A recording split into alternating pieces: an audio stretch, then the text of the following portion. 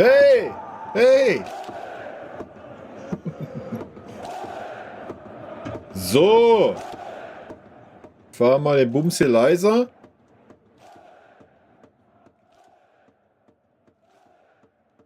Dann putze ich noch mal eine Brille, damit ich euch auch sehe und dann geht's ab. Chibi, was ist das für ein Wackeldackel da? Müssen ja auch mal einen Stream machen, wenn der Erfolg da ist, ne? Bisher waren ja immer nur so kritische Streams hier, die ganze Saison über. Ist ja eine Frechheit. Nee, morgen ist kein Stream, dafür habe ich mir gedacht, mache ich heute 1,5 Stündchen hier so ein bisschen. Können wir uns gegenseitig den Bauch pudeln oder so. Mal schauen. Wenn keiner was zu sagen hat, mache ich Kommentare, ist auch kein Problem, Leute.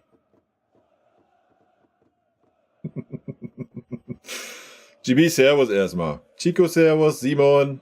Ja, ja. Ja, ja. Servus. Genau, schön mitsingen, ne? Werner, Servus.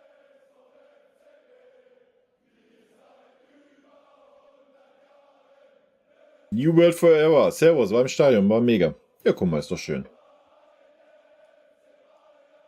GB, Glück auf, genau.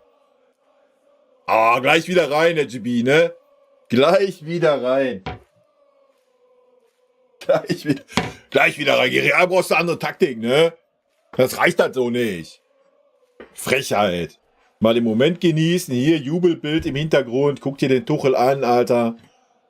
Weißt du? Wie Graf Zahl oder Graf Koks oder was? Wildes Hintergrundbild. Ja. Muss auch mal ein bisschen Wildheit reinbringen. Major, Servus. Cryrock, Servus. Mit unserem Daddy. Ja, wir quatschen gleich ein bisschen über Real.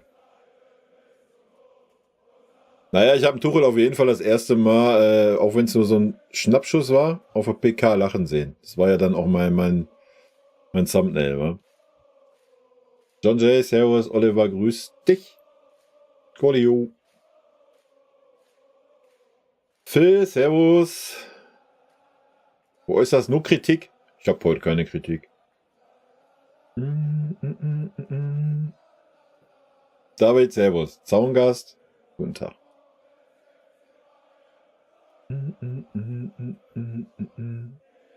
Der Kopf war aus der Hölle von Kimmich. Aus der Hölle. Komm. Tommy, Servus. Man hat mal wieder gesehen, wie genial Kimmich als Rechtsverteidiger ist. Ja, da können wir gerne gleich auch ein bisschen drauf eingehen. Niklas, Servus. Guck mal, Kaschmir sagt, genauso muss man gegen Real spielen. GB sagt, gegen Real braucht es eine andere Taktik. Ja, gehen die Meinungen schon auseinander, wa? Ähnlich wie beim Nagelsmann. Ich habe vorhin wilde Kommentare gelesen.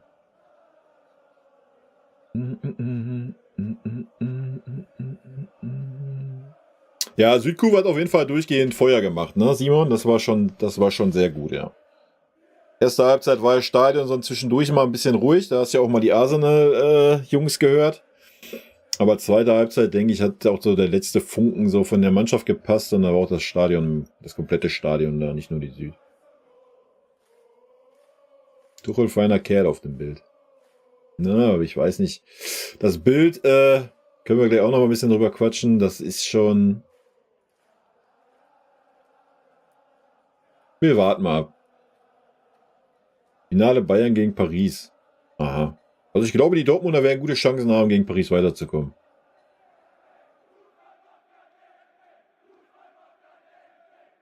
Ja, der Dyer feiert halt keinen Halbfinaleinzug, Alter. Da strengt er sich nicht für an, das ist ja lächerlich. Der feiert, wenn wir die Champions League gewinnen. Ja? Wir feiern ja auch nicht, dass wir in die erste Pokalrunde überstanden haben. Das ist ja wild. Simon Prie supportet mit 2 €. Endlich mal neuen Grund schockverliebt zu sein Jabat Abado. Dore kann lachen? Ja, klar kann Dore lachen. Simon, vielen lieben Dank für die 2 €, ne? Warst du also schockverliebt gestern, oder? Was sagst du zum Kimmich-Interview? Was soll ich dazu sagen? Ist ja wieder nicht im Voice, ja. Ich habe schon alles andere heute vorbereitet. Irgendwas vergisst man immer. Also Leute, die Mara ist natürlich auch da im Hintergrund. Jetzt will sie nichts sagen, jetzt ist sie so. Frech. Frech.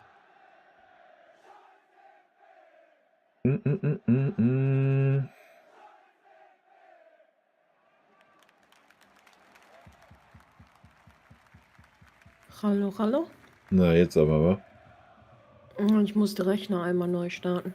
Aha. Der wild bei dir immer.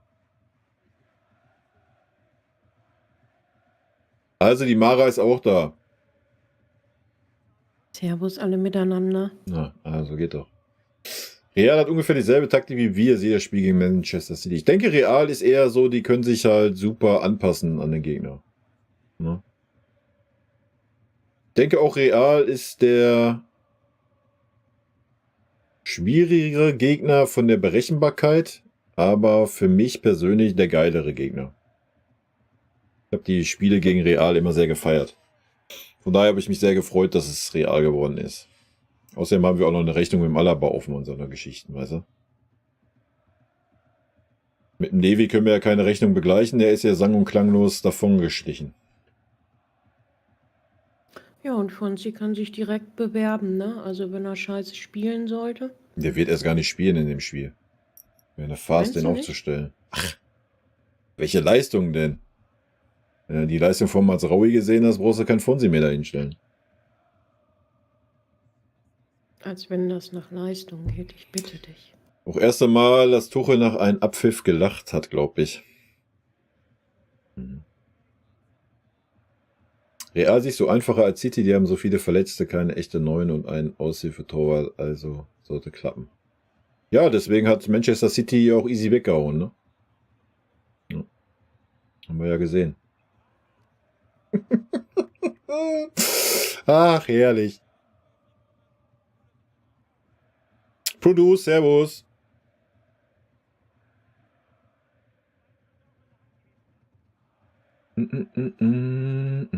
Chico, servus. Hast du irgendwo Servus geschrieben oder hast du gleich hier mit so einem Kimmich-Satz eingestiegen? Das ist schon ziemlich frech, ne?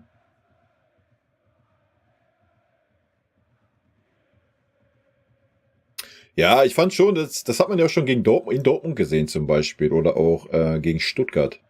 Auch wenn du dann die PKs verfolgt hast vom Tuchel. Das ist schon so, glaube ich, seine Spielidee, ne? Das ist schon, worauf er Bock hat, so, glaube ich. Aber ich weiß es nicht. Der Anmo ist nicht da, glaube ich, heute. Der wäre so der Tuchel-Experte. Aber kannst du natürlich nicht bringen in der Bundesliga, ne? Habe ich ja auch gesagt. Du kannst dich ja nicht gegen Bochum oder Freiburg oder was auch immer zu Hause so hinten reinstellen. Was soll da passieren? Dann bleibt der Gegner in seiner Hälfte und sagt, jo, alles klar, ich nehme das 0-0. Kimmich als RV wird immer besser. Aber immer noch keine 20 Millionen wert, wa?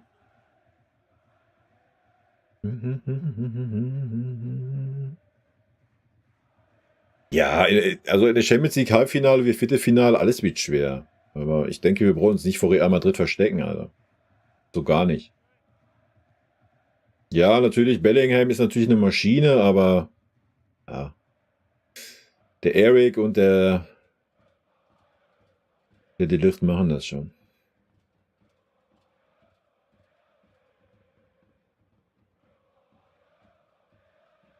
Naja, wenn er die noch mit uns holt. Überlegt mal, wir kommen ins Finale, verlieren gegen Dortmund, Alter. Das wäre aber dann eine anders schlechte Saison. Dann wird aber... Eieiei. Dann wird's ganz wild. Sack hat kein Land gesehen. Nee, hat er auch nicht. Weil man sagen muss, Arsenal hatte halt einfach keinerlei Ideen, ne? Wir standen ja ähnlich tief wie in Arsenal, aber ohne ihr Heimpublikum und so. Da hat so auch der letzte Wille gefehlt. So, der Sack hat sich 2-3 Mal aufgeregt, die ersten 20 Minuten, und dann war Feierabend so, ne? Gefühlt. Und natürlich der wichtigste Faktor oder einer der wichtigsten Faktoren war einfach Conny Leimer gegen Oedegaard. So, der hat ja, das war ja anders wild. Das war so Guido Buchwald gegen Maradona mäßig. Für die etwas Älteren unter euch. Karl Bayern, wenn Liegestütze kommen, baller ich Liegestütze, ne? Ist klar. Ich bin allzeit bereit. Also ich würde sagen, aus meiner Sicht war das beste Spiel von Conny, was ich bis jetzt gesehen habe. Ja, da hat Conny gezeigt, was ein Conny kann, ne?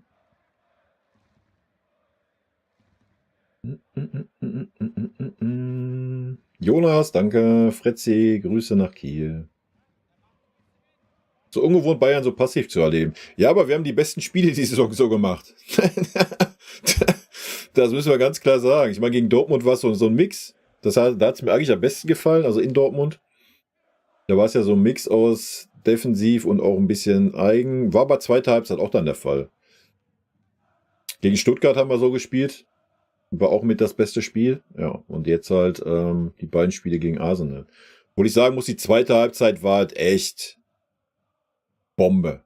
Ne? Erste Halbzeit war es ein bisschen too much, fand ich. Aber zweite Halbzeit war mega. Haben wir genau die richtige Mische gehabt. Wir standen tief, haben aber trotzdem viele Akzente versucht zu setzen nach vorne. War richtig gut. Und das trotz eines Sanés, der kaum gerade laufen konnte.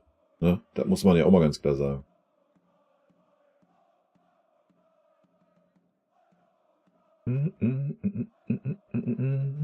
Carlo ist unberechenbar. Ja, alles gut.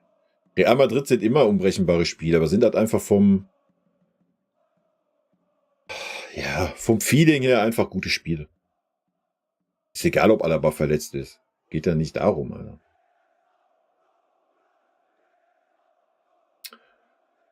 Mit Levi haben wir letztes Jahr schon Rechnungen beglichen. Naja, weiß ich nicht, ob man die nach einmal begleichen kann. Ja, das kann man ja. Bayern gewinnt die Champions League, wenn die so spielen, das kannst ja nicht vorhersagen. Nochmal, Finale ist ein Spiel. So, du kriegst nach 2 Minuten eine rote Karte, einen Elfmeter gegen dich, dann ist das Ding meistens schon gelaufen. Ja? Oder, ich meine, ich brauche es nicht aussprechen, oder? Guck dir unsere Finals an. Also, da kannst du auch 92 Minuten wie der sichere Sieger aussehen und nach 95 Minuten hast du 2-1 verloren. Also. Nee. Immer, ne? Immer ruhig bleiben. Der Ambu hatte vorhin bei mir im Stream einen Take gebracht gehabt bezüglich Champions League Sieg und dass er Angst hat, dass dann der Umbruch in Gefahr ist, weißt du, weil die dann halt meinen, ach ja, so schlecht kann die Mannschaft ja gar nicht sein, wenn sie die Champions League gewinnen konnten. Fand ich gar nicht Naja, so aber dann wäre verkehrt, es ja wieder ein guter Take für Nagelsmann. Weil dann kannst du argumentieren, wir hauen die Spieler raus, die gegen Nagelsmann revoltiert haben. Dann, ja, sprechen wir über die gesamten Spieler. Nein, also wenn der Verein so blauäugig wäre, das zu glauben und das anzunehmen, dann würde man sich ja hingeben und sagen, ja, ist egal, wir scheißen auf die Bundesliga, weil da performen wir ja so nicht. So, da haben wir noch nie so eine leidenschaftliche Leistung gesehen. Also, da gibt es ja eigentlich nichts dran zu deuteln. Also, da sieht man ja den Charakter vieler Spieler. Oder der gesamten Mannschaft als Gefüge. Zur Bundesliga haben wir keinen Bock, ist uns scheißegal. Hauptsache, wir kommen irgendwie unter die ersten 4 oder dann die ersten 5, so wie es aktuell aussieht. Und in der Champions League reißen wir uns den Arsch auf. Also, da siehst du ja den Charakter dieser Mannschaft und den musst du ändern. Ob du die Champions League gewinnen solltest oder nicht. So. Also, wenn man da wieder den Fehler macht, wie letztes Jahr mit dieser geschenkten Meisterschaft, dann ist man auch selber schuld. Aber dann freue ich mich, weil dann wächst der Kanal nächstes Jahr auf jeden Fall auf die 10.000.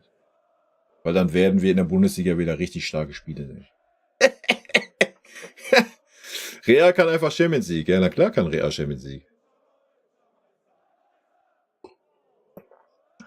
Man ist gegen keinen chancenlos. Wenn man im Halbfinale steht, ist keiner chancenlos gegen den anderen. Ja, aber wen interessiert, ob City das ganze Spiel Real in den Eiern hatte, wenn sie am Ende ausgeschieden sind? Das ist Fußball, ne? Das interessiert halt keinen. Ja, so ist es halt. Also ich glaube, der Eberl lässt sich nicht blenden. Also alles, was ich bisher vom Eberl gehört habe zu dem Thema, glaube ich nicht, dass er sich blenden lässt. Und der Fokus ist ja auch, na klar, freust du dich, wenn du die Champions League gewinnst, aber wie oft passiert das auch? So, ja, da gehört so viel Glück zu und da brauchen wir ja noch gar nicht drüber reden, dass es überhaupt passiert. Na? Ich glaube nicht, dass man sich davon blenden lässt. Weil nochmal, du hast, 50 Spiele, 60 Spiele im Jahr und davon haben wir dann 6 gute gespielt, die in der Champions League waren, oder was? Und 3 in der Bundesliga. Also das kann nicht der Anspruch des FC Bayern sein. Und ich habe es ja auch schon gesagt, ich glaube heute in dem Video, was morgen rauskommt, in den Kommentaren, es wäre doch schön oder super, wenn dann eben diese Spieler, die jetzt so ein bisschen in Frage stehen, können sich doch mit dem Champions League-Titel verabschieden, können durch die große Tür gehen. Ist doch eine Win-Win-Win-Situation für alle. Ja, der Marktwert steigt nochmal ein bisschen. Man wird sie vielleicht los, auch mit dem teuren Gehalt. Also ist doch super. Dann haben sie doch den richtigen Zeitpunkt, um sich einfach mal was Neues zu suchen. Und gut ist.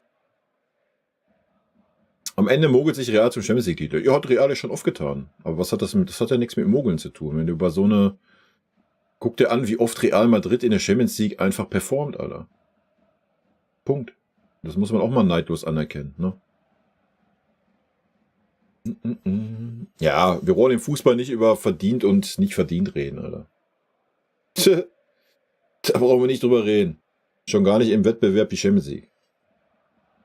Das sind 2 Spiele, da ist so viel von Glück abhängig und von Tagesform und vom Momentum. Also da brauchst du nicht über verdient oder unverdient reden, Alter. Kannst du in der Bundesliga-Saison über 34 Spieltage, kannst du das gerne so sehen, aber nicht in so einem Wettbewerb. So hat der Chelsea zum Champions League-Sieger gemacht, jo. Wie viel war das Kimmich-Tor denn wert aus finanzieller Sicht? Das weiß ich gar nicht. 12, 15 Mille, irgendwie sowas. Du kriegst ja schon 4 Mille für den Sieg, glaube ich. Dann für den Einzug in die nächste Runde kriegst du irgendwie ins Halbfinale 10 oder 12 Mille oder 8, was weiß ich. Muss mal googeln, da gibt es so eine Auflistung.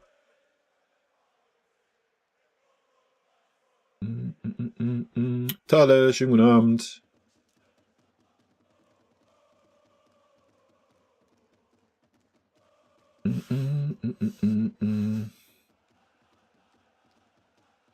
Nein, als RV kann der auch seine 20 Mille nicht behalten. Wir haben noch eine Rechnung mit Dortmund offen. Aha, von was denn?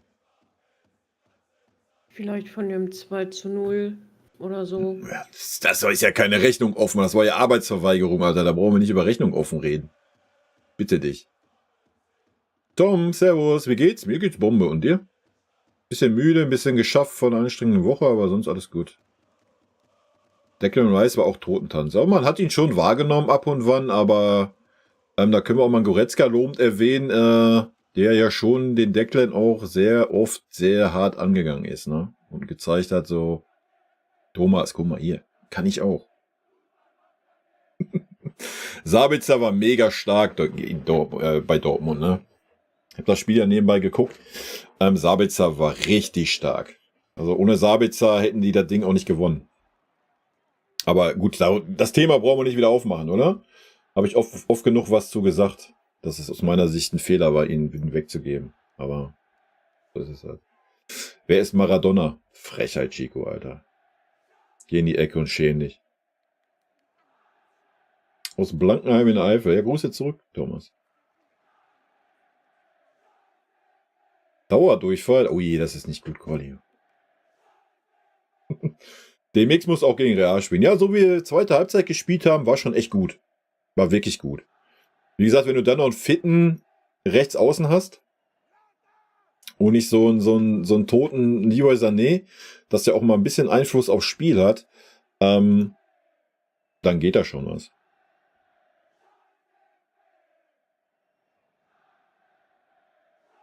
Ist weltweit der Einzige, der Conny etwas anders sieht. War gut, aber muss den nächsten Schritt machen. Conny war überragend gestern. Da muss er nicht vom nächsten Schritt reden. Ob du da weltweit der Einzige bist, wahrscheinlich nicht. Jeder hat immer eine andere Wahrnehmung. Aber gestern habe ich nichts gesehen. Wie gesagt, einen Fehler hat der Conny gemacht, ja. Den hat er aber zum Glück selber wieder ausgebügelt direkt. Sonst habe ich keinen Fehler von Conny gesehen. Außer, dass ein Oedegaard auch ein Spiel genommen hat, gleichzeitig unser Spiel mit angetrieben hat. Für mich gibt's, nee, gar nichts zu mäkeln an Conny gestern.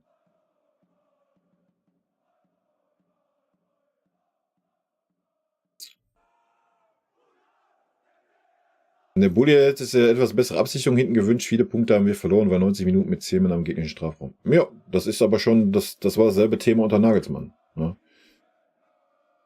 Unter Nagelsmann haben wir wenigstens noch eine Idee gehabt, wie wir dann auch so ein Abwehrkonstrukt bespielen, das wir unter dem Tuchel halt nicht haben. Das ist ja, was ich sage, du kannst in der Bundesliga halt nicht so spielen. Der Gegner bleibt trotzdem mit seinen 9 Mann hinten drin stehen und sagt, ja, alles gut, ich nehme das 0-0. Weißt du? Wenn der FC Bayern, das wäre mal schön zu sehen. Ich würde mir das gerne mal angucken. Das ist ja, was dann passiert. Würdest du wahrscheinlich ein totlangweiliges Spiel sehen. Ne?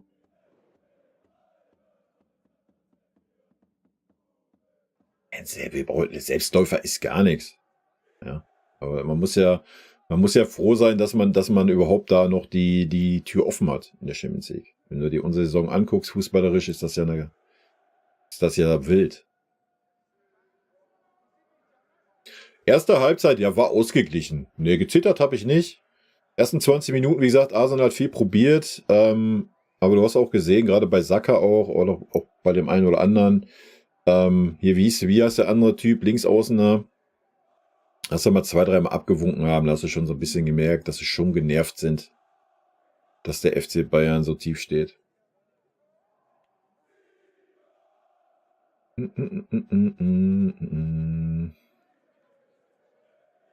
Zippi, Grüße in die Schweiz.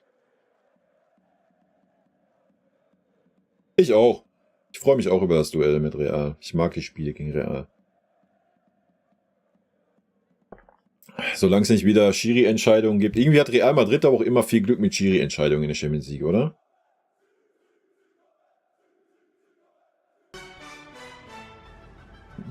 Liebe Grüße aus dem Saarland. Wie würdest du es finden, wenn Rafinha von Barcelona zu Bayern kommen würde? Das weiß ich nicht. Das weiß ich gar nicht, wie ich das finden würde. Ich kann den Spieler nicht einschätzen. Ich bin da nicht in dem Weltfußball-Thema so drinne. Keine Ahnung. Sagt mir natürlich ein bisschen was, aber um den jetzt wirklich ernsthaft beurteilen zu können, müsste ich schon irgendwie ein bisschen was gesehen haben, ne? Tom. Auf jeden Fall erstmal liebe Grüße zurück in Saale und natürlich vielen lieben Dank für deinen Support.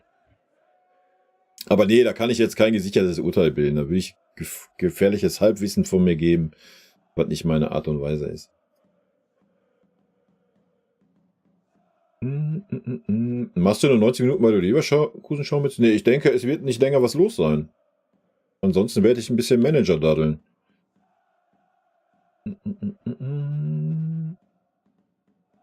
Der Umbruch ist wegen anderen Dingen in Gefahr, die da wären.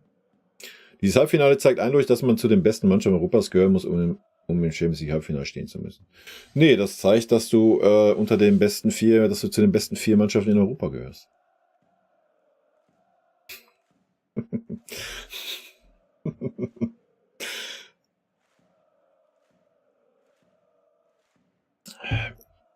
Ist natürlich schwierig, ne, diese Aussagen.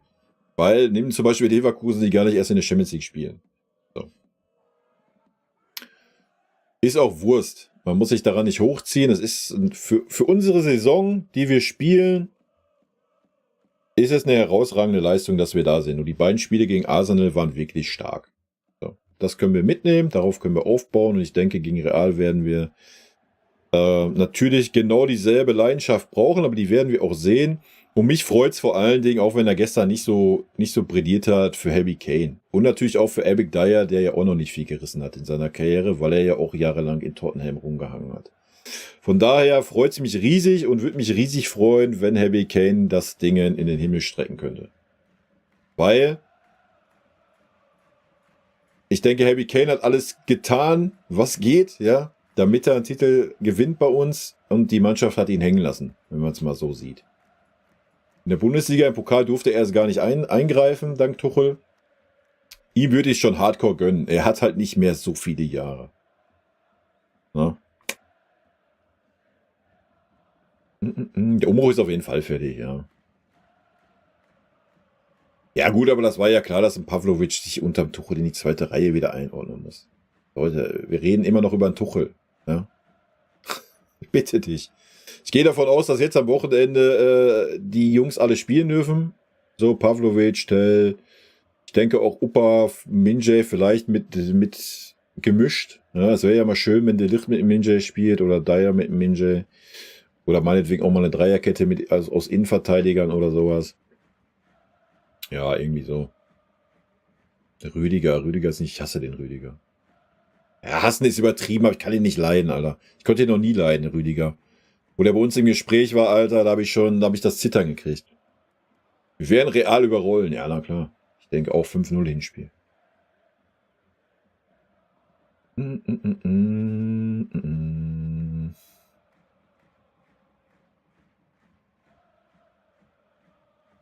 Sein Dreierketten-Scheiß. Aha. Ja, ist ja wild, dass wir unter Tuchel auch viele Spiele mit einer Dreierkette im Aufbau gespielt haben. Ne? Ein Bildsong ist. Aber ich habe schon gemerkt, beim Nagelsmann ist die Stimmung 50-50. Ich habe vorhin die Kommentare gemacht zu dem Nagelsmann-Video, weil da so viele waren. Ein Video zu aufgenommen, was kommt morgen raus. Ist auch völlig okay. Das Rückspiel auswärts ist, könnte schon ein Nachteil sein. Ja, mein Gott. Am Ende des Tages ist es Wurst. Muss in beiden Spielen performen und gut ist. Wir haben genug Erfahrung in dem Stadion in der Champions League. Also da müssen wir uns keine Sorgen machen. Olaf Moinsen, NBA Sam, mir Sam, mir. Kane darf gerne im Halbfinale liefern. Ja, wird er schon.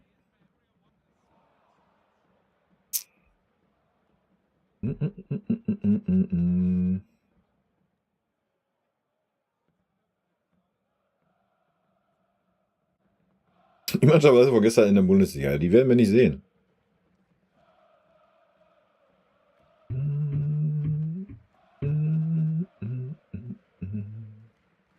Ja, das war das genaue Gegenteil. Habe ich ja in meiner Analyse auch gesagt. Also Dortmund gegen Atletico war das genaue Gegenteil von dem Spiel, was wir gestern gesehen haben. Paulus, servus. Hast du irgendwelche Tipps für meine Physik-Abi-Klausur morgen? Nee, aber ich kann dir die Daumen drücken. Conny hat im Kicker eine 3 bekommen. Ja, ist doch schön, dass es für einen Kicker. Was war eigentlich bei der Einwurfsituation los? Ja, das Thema war ganz einfach. Die ganze Mannschaft von Arsenal stand da, war am Trinken und wurde gecoacht. Wir hatten Einwurf, haben den Einwurf ausgeführt und wollten weiterspielen. Der Schiedsrichter hat es zurückgepfiffen. Das war los. Gab aber keine offizielle Trinkpause oder sowas. So, das war das Thema.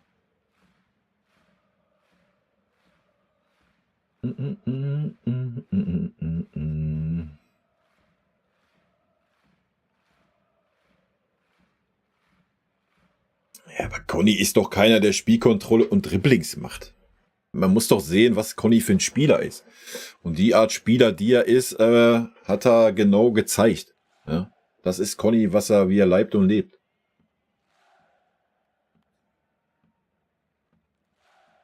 Er kann mehr machen gegen Arsenal, oder was?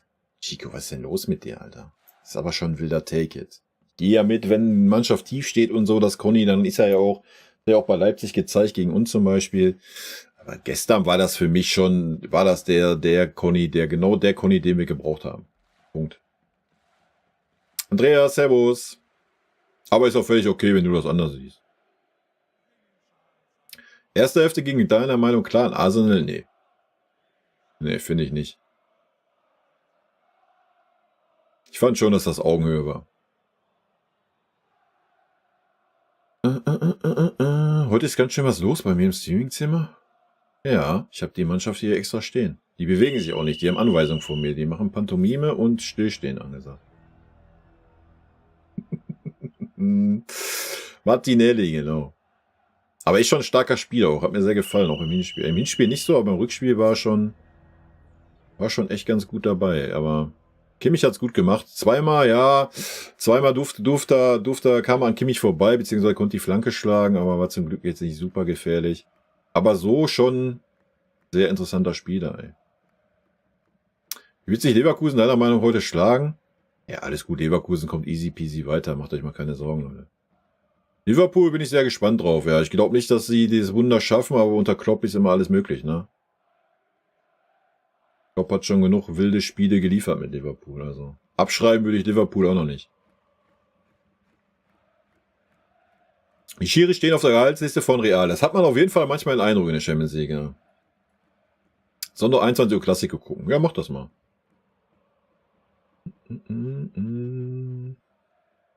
Vielleicht gucke ich das auch nebenbei. Mal schauen. Was hältst du, Frankie de Jong für Bayern, wenn Kimmich gehen würde? Die Frage ist, ob es der Spielertyp ist, den wir haben wollen. Ist ja auch eher so ein halbes, nichts Ganzes, oder? So ein klarer Sechser ist er nicht. Ist schon guter zentraler Spieler auf jeden Fall, ja. Ja. Wie gesagt, das kommt halt auf den Trainer an, der neue, wie er spielen lassen will. War ja schon oft bei uns im Gespräch, ne? Hat ja irgendwie nie geklappt. Aber warum auch? Wenn immer Goretzka und Kimmich gespielt haben, ne?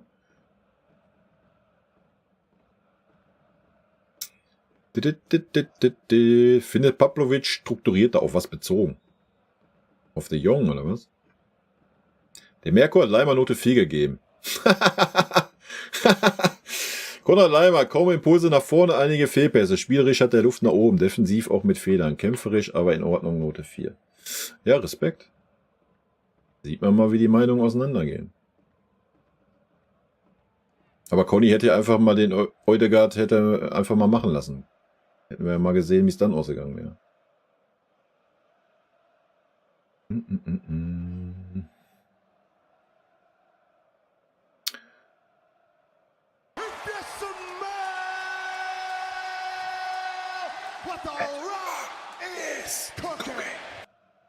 Sehr gut, Thomas. Ja, Sané war gestern grausam, sich anzugucken. Muss ich ganz klar sagen, Alter. Ich habe es auch nicht ganz verstanden. Also, ja, am Ende hat der Tuchel natürlich recht gehabt, weil, wie gesagt, die wollte das Ding da so rein, flanken, schießen, mixen. War ja nichts Ganzes, nichts Halbes. Aber du hast ja, das war ja grausam, sich anzugucken, Alter. Das siehst du ja eigentlich wirklich nur in der Kreisliga irgendwo. Wenn sich da irgendwie so ein alter Haudegen, der da im Verein so à la Kimmich immer spielen muss, über den Platz schleppt, Alter. So sah der Sané gestern aus. Und die rechte Seite, gerade erste Halbzeit, war so offen, Alter. Ne? Aber er konnte halt einfach gar nicht. Es war auch gut, dass er es nicht versucht hat. Dass er immer den Ball zurück auf den Kimmich gespielt hat, war genau die richtige Geschichte. Alles andere wäre Katastrophe gewesen. Also es war wirklich schlimm, sich anzugucken. Das ist auch das Einzige, was man irgendwie kritisieren kann, wenn man was suchen möchte. Kimmich hat ein starkes Spiel gemacht, ja, da brauchen wir gar nicht drüber reden. Weil Kimmich hat jetzt so das Spiel, aber auch 1, 2 davor schon, hat er endlich verstanden, dass man auch als Rechtsverteidiger diesen Einfluss aufs Spiel haben kann. So wie früher Philipp Lahm. Philipp Lahm hat einen riesen Impact aufs Spiel gehabt als Rechtsverteidiger. Und das muss Kimmich einfach verstehen. Ne? Er muss nicht da in der Mitte rumdümpeln, um irgendwie zu sagen, ich bin der Chef. Also Philipp Lahm war ganz klar unser Chef. Ja? Jahrelang als Rechtsverteidiger. So, und wenn Kimmich das endlich mal einsehen würde, ja, dann brauchen wir nicht reden. Ne? Dann müssen wir noch über sein Gehalt reden, aber sonst ist alles tutti.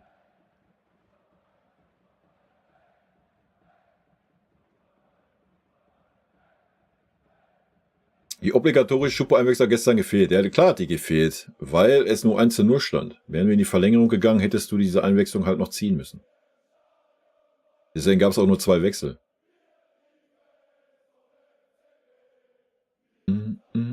Da saß die Wut der ganzen Monat hin. Ja, aber er ist ja selber schuld. Ne? Die Wut war ja zu Recht da. Oder was heißt die Wut? Das Kritisieren war ja zu Recht da. So. Die Frage ist, wen willst du die Kritik jetzt zuschreiben? Wie gesagt, Kimmich hat schon vor Monaten gesagt, er hat kein Problem für die Mannschaft Rechtsverteidiger zu spielen. Hätte Tuchel also die Option schon lange ziehen können, was er nicht getan hat. Manu war auch bockstark, ja. Manu hast du dann aber auch gesehen, seine Erfahrung einfach, ne? Wie ruhig er war, auch unter Druck, auch wenn zugestellt war bei ihm alles, wirklich super.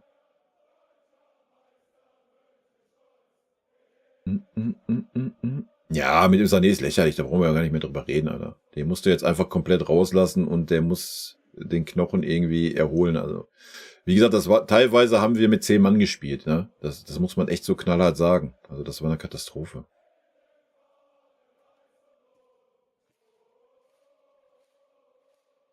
Sané war etwas dünner, der konnte halt gar nichts, Alter. Also wenn du mal sein Gesicht gesehen hast, wenn du die Chance gesehen hast, das war ja der Kicker, Alter. Dann hättest du den Tuchel wieder an die Wand nageln müssen, wenn wir das Ding noch vergeigt hätten. Also der Ball war ja, der hat nicht gehoppelt, gar nichts. Der kam super rein, langsam auf den Leeboy. Alter, der tritt davor. Du hast das Gesicht gesehen. Das hat wahrscheinlich geschmerzt, wie als wenn du ihm Messer da reinrammst und der Ball ging in alle Richtungen, nur nicht Richtung Tor. Also jeder andere hätte da das Ding reingenagelt. Also ganz wild. Ja, ey, machen wir den Lucien Favre weg hier. Das ist eine Katastrophe. Darf ich? Das weiß ich nicht. Ich habe gerade gelesen, ist halt Bild-Zeitung, ne? Aber aktuell ermittelt die UEFA wohl, ob es nicht doch wieder eine Sperre gegen die Bayern-Fans gibt fürs Halbfinale, weil die Ultras gestern wieder so heftig mit den Pyros da rumhantiert haben. Ja, dann ist das so. Was willst du machen? Ändern kannst du es eh nicht. Was willst du machen? Ja, es ist halt einfach, wenn du überlegst, diese Ultras, die raffen es halt einfach nicht. Die schaden dem Verein nur. Deswegen dürfen andere Fans, die halt wirklich richtig unterstützen würden, die dürfen nicht ins Stadion und man steht wieder ohne Fans da. Naja, also da muss ich ein bisschen widersprechen. Richtig unterstützen tun in München eigentlich nur die Ultras. Ja. Und dadurch ziehst du dann ein paar mit in der Südkurve. Und auch auswärts ist ein großer Teil Ultras. Aber ja, es ist völlig Banane und völlig hirnrissig, wenn man auf Bewährung ist, so eine Scheiße zu machen. Und damit der Mannschaft, ja, gerade in Madrid, da irgendwie wenigstens ein paar Fans da dieser Stärke zu berauben. Ja, da gebe ich dir 100% recht. Olli, servus. Thomas, servus. Die Frage ist ja, gilt das dann fürs Heimspiel oder ist das fürs Auswärtsspiel? Fürs Weiß Auswärtsspiel. das jemand? Ja, Ja, fürs woran Auswärtsspiel. wird das denn festgemacht? Ja, willst du mir jetzt sagen, die überlegen, dass wir vorm leeren Stadion spielen, oder was? Wenn sie es nicht lernen, vielleicht. Wiederholungstäter. Hm.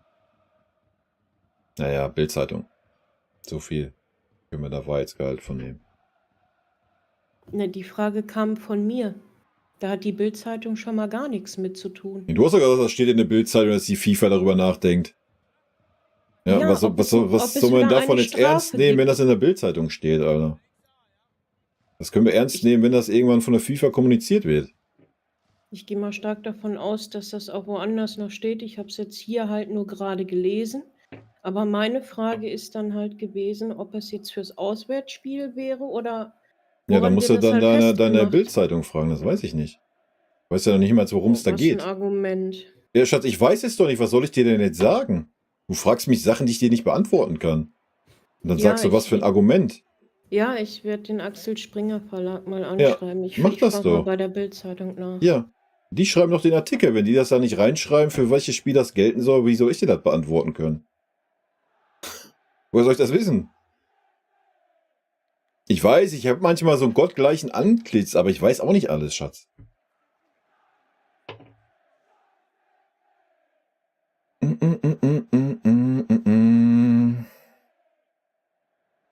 Ach ja, weil der Nagelsmann wegen Villarreal verloren hat, ist der Nagelsmann untragbar, oder was? Eieiei.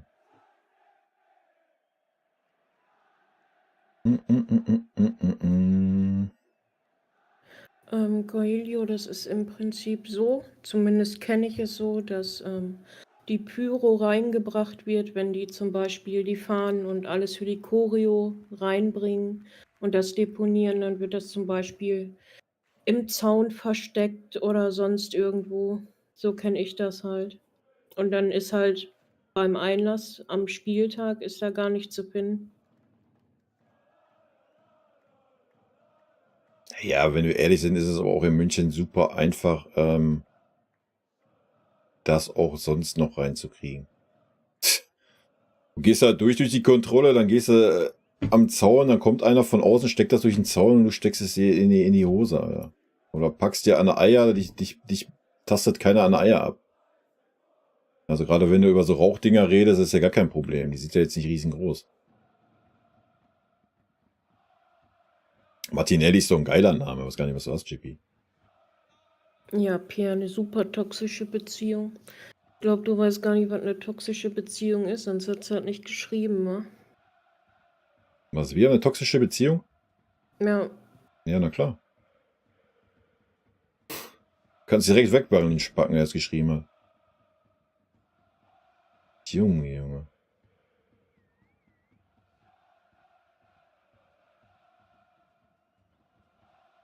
Ja gut, das war jetzt auch keine Kunst, besser als Davis zu sein, ne? Muss man ja auch fairerweise sagen. Aber Mazraoui war wirklich stark, ja.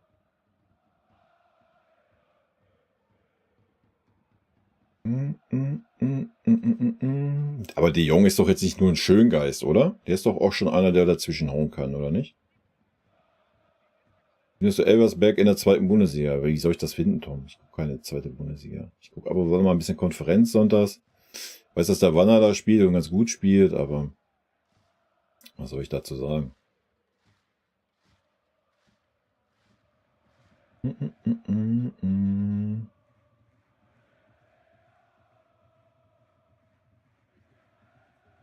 Ich glaube nicht, dass der Uli das genehmigt, dass wir einen Achter kaufen, wenn da ein Pavlovic ist. Also wenn, dann eher ein Sechser war. Aber es kommt natürlich, wie gesagt, es kommt darauf an, wie der neue Trainer spielen will. Wenn dann wieder nur mit 2 Achter spielen wollen, ich habe doch keine Ahnung. Wir werden es doch sehen. 37 Millionen Jahresgehalt kriegt der? Ja, Alter, dann leck meinen Arsch. Und dann zahlen wir trotzdem mehr höhere Gehälter als Barcelona, oder was? Wie geht das?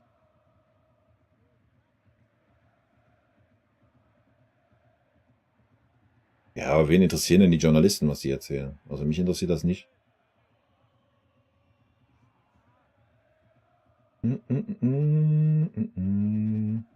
Glaubst du aber nicht auch, dass Real ein anderes Kaliber als Arsenal sein wird? Ich will nicht sagen, ich habe es gewusst, dass Bayern weiterkommt, aber hatte es im Gefühl, Arsenal ist nicht City Real. Nee, würde ich nicht sagen. Ist natürlich eine andere Art von Gegner, ja. Ist natürlich ein Gegner, der viel, viel mehr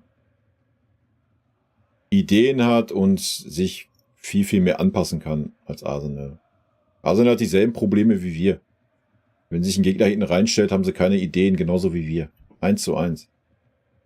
Ja.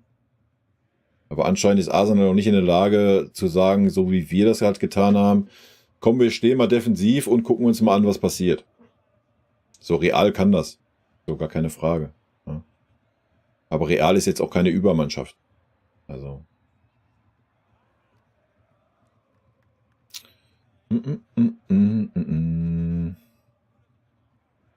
Ja, wie gesagt, wenn Kimmich auf 30% seines Gehaltes verzichtet, gehe ich da mit. Ansonsten fühle ich das nicht, dass ein Kimmich weiter da rumdümpelt.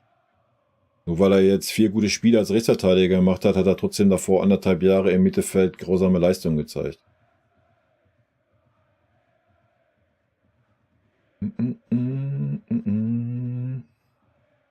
Wichtig ist auch, dass Bayern endlich herausfindet, woher die ganzen Muskelverletzungen kommen. Kann ja alles kein Zufall sein. Ja, da sollte man auf jeden Fall mal genauer hinschauen.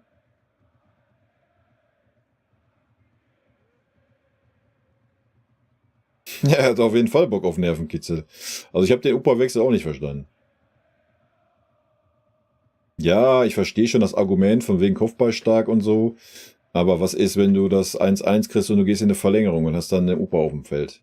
Also das war schon ein wilder Take, ja.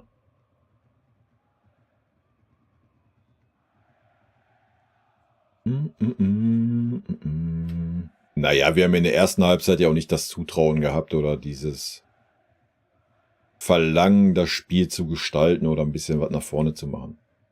Ich denke, das war schon eine klare Ansage, dass wir eher den Ball halten. Zweite Halbzeit haben wir dann ein bisschen mehr Eier gehabt. Ich glaube auch, weil man so gemerkt hat, so ja, man hat Arsenal eigentlich ganz gut im Griff, defensiv. Guerrero war auch stark. Ja, es war jeder eigentlich stark, ne? Bis auf Leroy, aber den kannst du halt relativ wenig Vorwürfe machen, wenn du gesehen hast, wie er da rumgeeiert ist. Nee, bei Kim eigentlich nicht. Weil Kim ja nicht wirklich als Innenverteidiger kam und Kim hat es auch wirklich gut gemacht, ne? Also da war ich jetzt nicht irgendwie.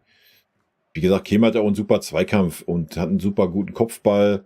Also sein Problem ist so ein bisschen das Aufbauspiel, gar keine Frage, aber er hatte halt auch immer das Problem, ähnlich wie auch Opa, dass immer die beiden zusammen auf dem Feld standen.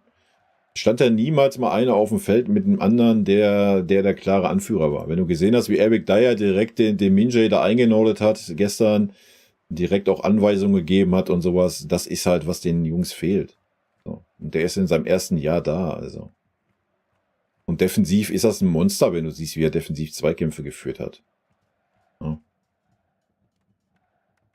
Ja, da sage ich auch nichts gegen. Dass Kimmich seit einem Monat der beste Spieler bei uns ist. Aber deswegen muss man nicht 1,5 Jahre vorher vergessen.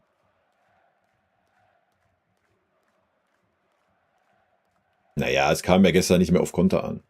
Also es kam darauf an, das Ergebnis zu halten, GB. Willst du da jetzt auf Konter gehen? Alles war gut. Du musst es nicht 2-0 gewinnen, du musst es 1-0 gewinnen und dann ist gut.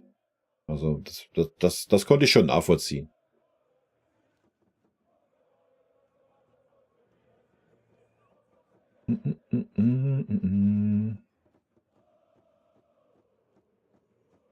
Hi, verstehst du den dringenden Kauf von Zaragoza und BE in der Winterpause, wenn die keine Spielzeit bekommen, wo sie in anderen Clubs Stammplatz hatten?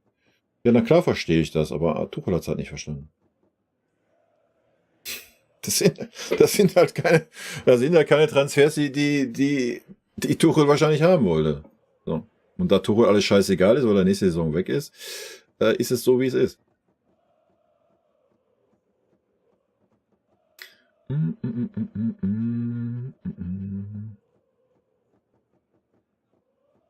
Ja, Sané ist aber auch kein Defensivspieler. Was soll der?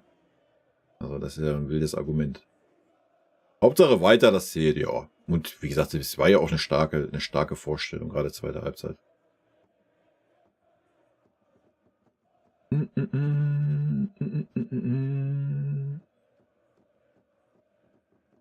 Ja, aber das Thema Ultras unterstützen, ja, gehe ich ja mit natürlich. Trotzdem ist es super dumm und asozial, um es mal klipp und klar zu sagen, wenn die UEFA schon sagt, Leute, ihr steht unter Bewährung wegen Pyro, dann trotzdem wieder, wenn ich auswärts spiele, Pyro abzufackeln, als wäre mir der Verein scheißegal. So, wenn ich mich dahin stelle und sage, ich bin ein Ultra, weil der Verein ist mein Leben. So, dann kann es nicht sein, dass ich dann da hingehe und dem Verein schade. Ja.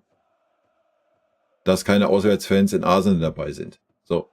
Und wenn man jetzt wieder da rumgefuchtelt hat, wegen was? Ja, ich habe den Rauch gesehen, die ersten 10 Minuten im Block. Wow. Klasse. Hat bestimmt richtig was dazu beigetragen, dass wir gestern weitergekommen sind. Dass der Funke übergesprungen ist. Nee, das ist da, wenn es dann wirklich stimmt, was die komische 3 Buchstaben, 4 Buchstaben Zeitung da schreibt, dass du dadurch die FIFA oder UEFA wieder darüber nachdenkt, dass wir Konsequenzen davon tragen. Und jetzt stell dir mal vor, es wäre wirklich so, die sagen, ja, alles gut.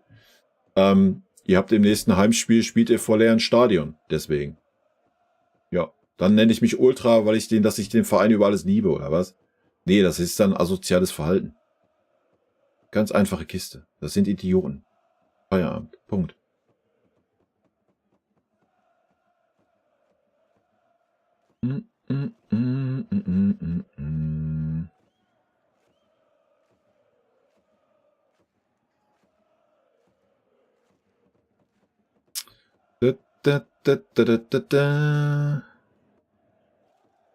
Geht ja nicht darum, ob du dich nicht sicher fühlst in der Allianz Arena.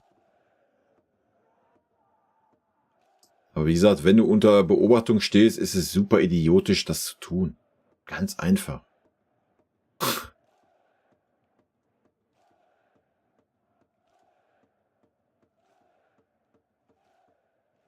Nein, Choreo muss natürlich organisiert werden und muss auch bezahlt werden. Ne? Und Choreo kommt ja auch vom Club Nummer 12 meistens.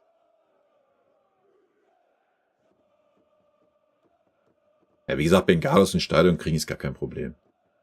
Kein Problem. Im leeren Stadion sind wir bärenstark. Ja, ist richtig, da sind wir 6 Tubelmeister geworden. Aber wenn dann das Ganze, oder wenn dann das Kontingent für die Realfans trotzdem bestehen bleibt, dann sind da irgendwie 6000 Realfans im Stadion und kein Bayern-Fan, oder was? Das wäre schon wild, oder?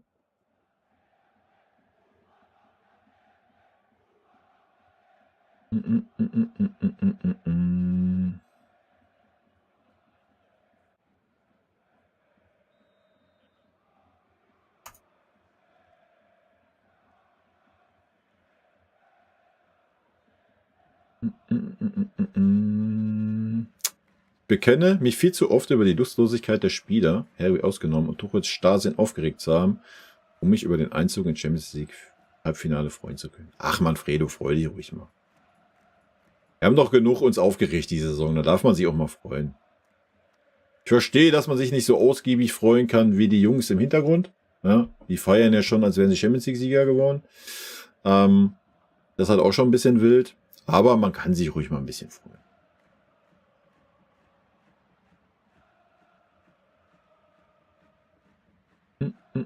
Ja, es ist aber trotzdem, guck mal, jetzt überleg doch mal, das ist ja für uns dann das entscheidende Spiel. Ja. In Madrid. Und dann hast du nicht deine paar Fans dabei, die ja immer, gerade auswärts ist immer gute Stimmung beim FC Bayern. Da müssen wir ja gar nicht drüber reden. Und das wäre auch schon Bärendienst. Ja, im super entscheidenden Spiel dann. Überleg mal, du kriegst durch eine starke Leistung das Stadion einigermaßen ruhig, sodass du deine Fans dann auch mal hören würdest und dann hörst du halt gar nichts. Ja. Da ist im Champions League Halbfinale, da können wir nicht davon reden, dass man dann alles im Sinne des Vereins tut. Womit man sich dann immer schmückt als Ultra. Guti, servus.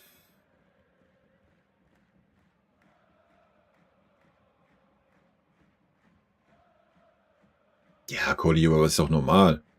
Du darfst ja auch keine politischen Äußerungen im Fanblog zeigen und bla und Sylt. So ist das halt. So, das weiß man aber.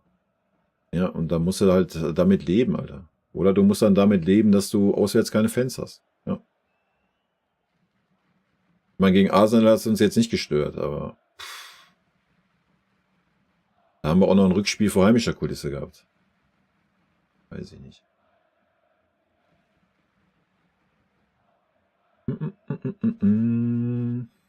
Libor ist ein Mysterium. Wieso ist Libor ein Mysterium?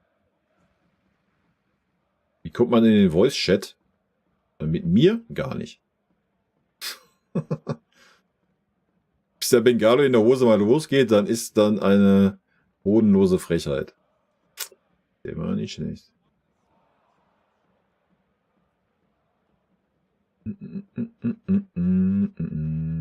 Hat Jupp damals auch so den einzigen Halbfinale? Nee, wahrscheinlich nicht.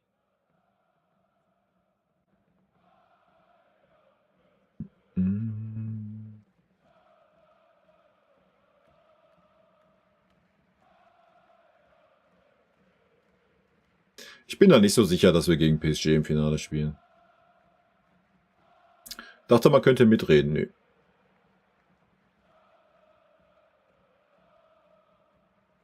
Ja, das ist halt Fußball, ne?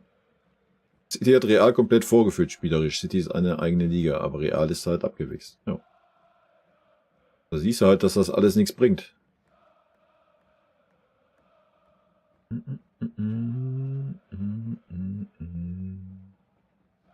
Bei Kimmich bezahlen wir kein Managergehalt, er verhandelt ja selbst.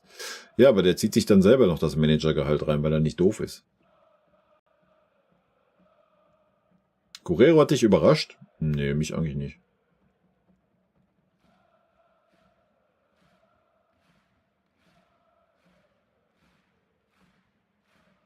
Ich finde aber, man muss das Leo echt anrechnen, wie er sich trotzdem immer voll reinhaut. Nee, finde ich eigentlich gar nicht. Also gestern fand ich es nicht. Bin ich ganz ehrlich. Also gestern hätte ich allerspätestens nach dem Tor, ja, war halt ganz vorbei. Allerspätestens da hätte er anzeigen müssen, dass er runter muss. Wir haben ab da nur noch mit 10 Mann gespielt. Und das kann ich nicht anrechnen, das ist eigentlich eine Katastrophe. Man vergisst halt immer, dass Leroy in dem Moment jemandem den Platz wegnimmt, der halt 100% Leistung bringen könnte, ne? Ja, das ja noch nicht mal, aber du kannst dann, die Seite war tot. Also wenn du das gesehen hast, die Schmidt-Spieler haben das ja auch gesehen. Wenn du da mal ein bisschen drauf geachtet hast, die haben den Ball ja gar nicht mehr rübergespielt auf die Seite zum Leroy. Ja? Die haben ja sich geguckt, haben nochmal geguckt, dann haben sie erstmal noch sich gedreht und geguckt, ob sie den Ball woanders hinspielen können. So, und dann schade ich eher eine Mannschaft. Und das in so einem Spiel, nein. Also das, ich meine, wenn der Trainer das schon nicht macht, ja, warum auch immer, weil er sagt, Leroy beißt sich da durch, dann muss ich irgendwann als Spieler mich auf den Boden setzen und sagen, hier, wechsel mich aus, Alter. Also. Es ist ja gut gegangen, deswegen müssen wir darüber nicht reden. Ja? Aber nochmal, diese Chance zum 2:0, die hätte jeder andere Minimum aufs Tor gebracht. Weil der Ball kam smoothie rein, der ist nicht gehoppelt, gar nichts. Ja, wir müssen nicht darüber reden zum Glück, von daher brauchen wir uns da jetzt gar nicht dran hochziehen. Aber ansonsten hätten wir darüber reden müssen. Ja? Und das geht nicht, in meinen Augen.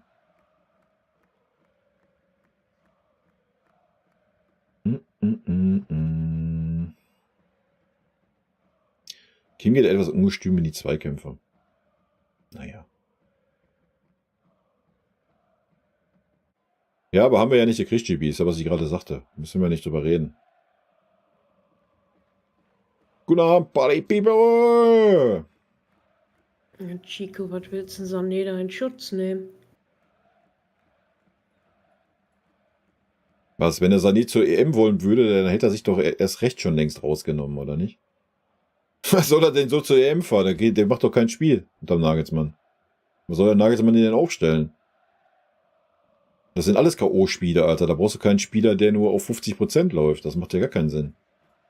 Du brauchst bald nur einen, der den Sané trägt, ey. Ja. Das macht wie gesagt, das war gestern, das war eine Katastrophe, dem Jungen zuzusehen. Das hat mir schon leid getan, Alter.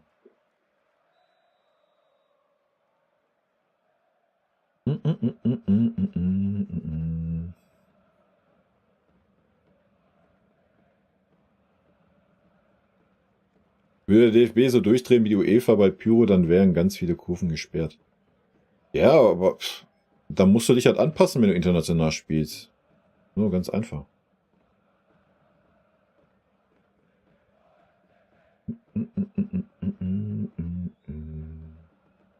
Ja, Olli hat sich schon erledigt mit Coco.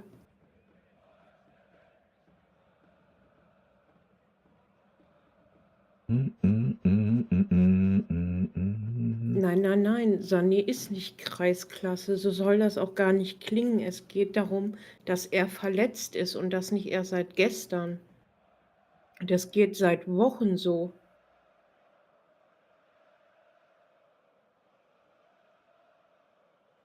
Ja, so ist das. Ja, wegen mir kann der Sané eine Luftveränderung gerne nehmen. Ja.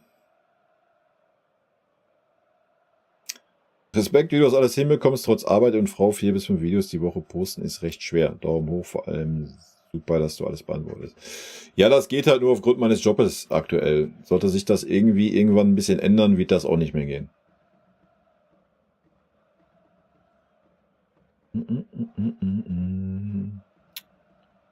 Ja, das Schlimme ist, Chico, ich habe auch ein gutes Gefühl gegen Real Madrid und wir wissen alle, was das bedeutet, ne? Von daher muss ich noch gucken, ob ich irgendwie ein schlechtes Gefühl kriege. Vielleicht gucke ich mir den Klassiko mal an, vielleicht kriege ich dann ein schlechtes Gefühl.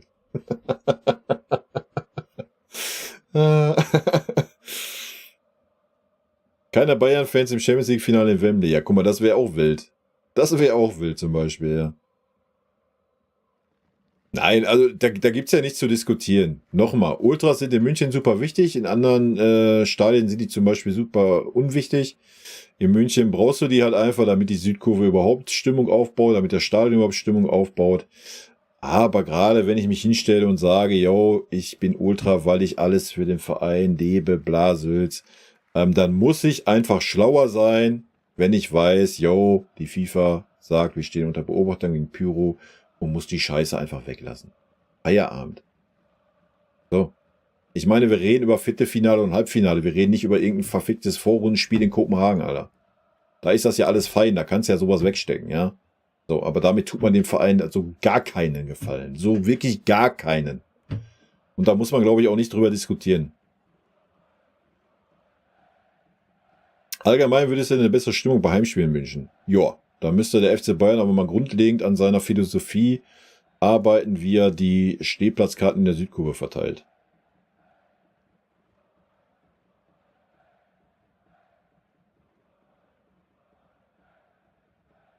Ja, ich denke das schon, GB, dass das ein Faktor ist.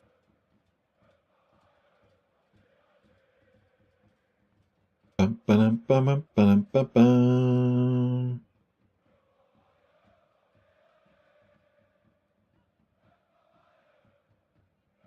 Alle, die glauben, Real wäre einfacher als City, werdet euch noch wundern. Die Truppe ist so abgezockt, die kannst du mit nichts überraschen. Ich hoffe, Bayern kommt weiter, es wird aber Real. So. Eben seine Meinung mal. Wusstest nicht, dass ich heute auf Sendung bin? Ja, morgen, wie gesagt, ist kein Stream, weil ich auf Geburtstag bin, deswegen habe ich heute mal einen kurzen Stream angeworfen. Genau, die Saison war so scheiße, da kann man sich immer freuen, ne?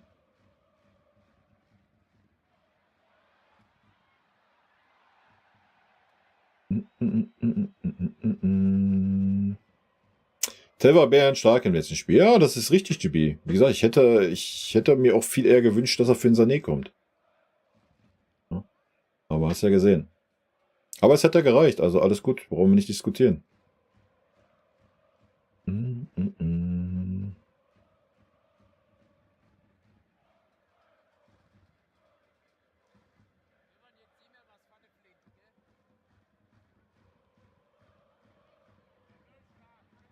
Ja, das konntest du schon nachvollziehen, dass er die Seite defensiv halten will.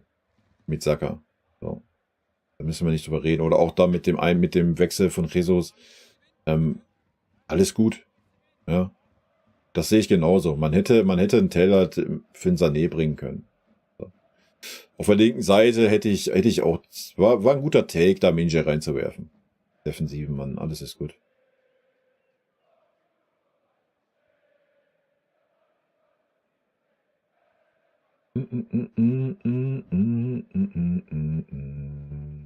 Naja, gutmütig in die EM Tschüss. schauen. Ja. Hä? Was? Nix. Dann pst. Ich habe nur jemanden verabschiedet, hab Tschüss gesagt. Achso, ja, tschüss. Wer auch immer.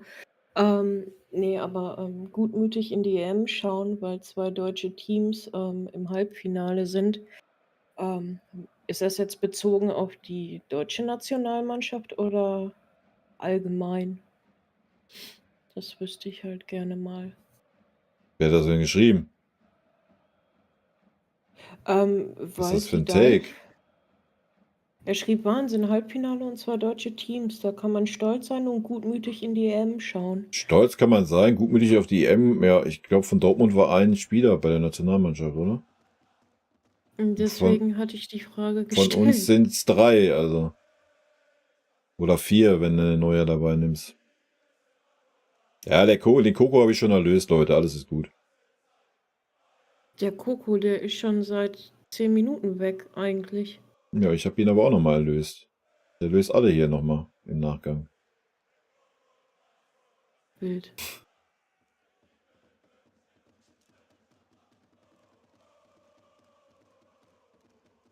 Das Ding mit den Ultras, ich verstehe, wie wichtig sie sind. Weiß auch zu schätzen, was sie alles machen, aber sie nehmen sich schon Dinge raus und halten sich teilweise für das Nonplusultra der Fans. Was auch hart arrogant und selbstgerecht ist. Ja, das ist aber bei jedem Club so, ne? Hab schon teilweise das Gefühl, wenn ich da von außen drauf schaue, dass man als nicht Ultra, sondern Otto-Normal-Fan für sie nicht gut genug ist. Ja, das ist bei vielen auch so. Das liegt aber auch daran viel, dass die halt, keine Ahnung, guck dir den Kern mal an, der ist von 14 bis Mitte 20 vielleicht. Ja. Da bist du halt noch ein bisschen wilder unterwegs. Ist aber auch völlig okay. Wie gesagt, das Problem ist halt, dass sie in München halt wirklich super wichtig sind für die Stimmung. In anderen Stadien ist das nicht so. Aber bei uns, siehst du ja, springt der Funke halt einfach nicht über, oder? Ist halt leider so. Matthias, Real hat vielleicht kein Ronaldo mehr, aber deswegen verlieren sie noch lange nicht. Die haben zum Beispiel den Jude Bellingham. Der ist ja auch nicht zu verachten, ne? Und ich glaube, da gibt es auch noch 1, 2 andere, die gar nicht so schlecht sind. Pech. Lieber Kai, es tut mir leid, dass ich mich nicht über den gestrigen Sieg freuen kann. Im Einzug ins Champions League stehen 1300 grausames Kicke gegenüber 2 oder 3 Spiele ausgenommen.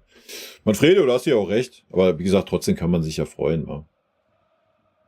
Aber ich verstehe das schon, dass man jetzt nicht so da reingeht wie sonst vielleicht. Gibt es ja auch BVB-Fans? Bestimmt.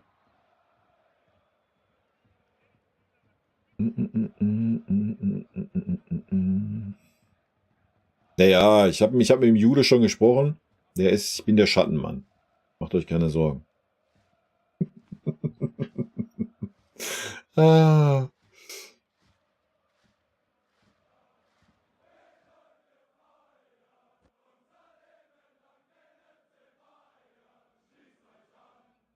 Chico, die haben alle Außen, die doppeln immer die Außen. Das hat absolut null mit dem Leroy Sané zu tun. Jetzt auch einen Tell da hinstellen können, den hätten die auch gedoppelt.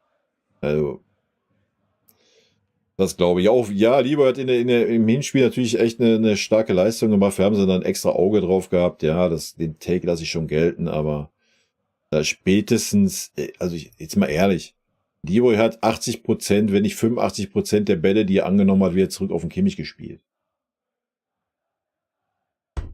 Ja, was am Ende des Tages Wurst ist, sie haben gewonnen, 1-0, alles ist tutti. Aber nein, das war eine Katastrophe, sich einen Leroy da anzugucken, wie er sich da über den Platz geschleppt hat. Da bleibe ich bei.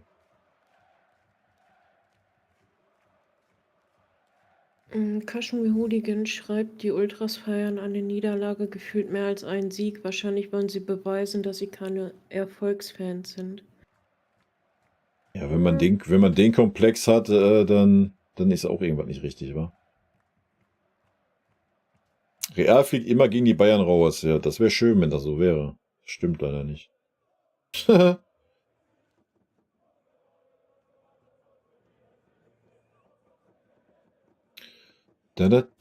muss dieses Jahr das Positive rauspicken und basta. Es soll halt so sein und nach 11 Jahren können wir das verkraften.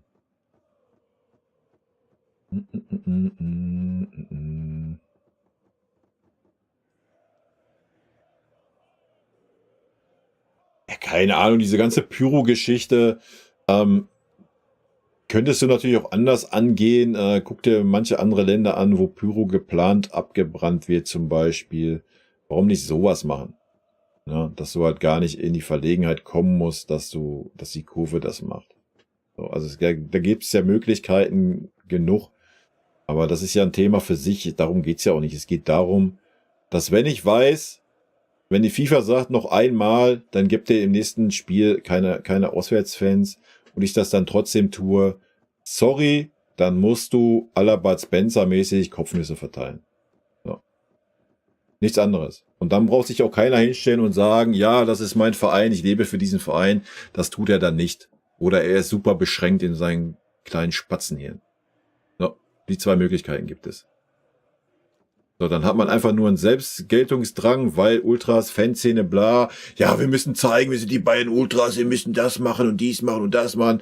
Da blicken wir eh nicht durch, wie es hier schon stand als Otto-Normal-Fan.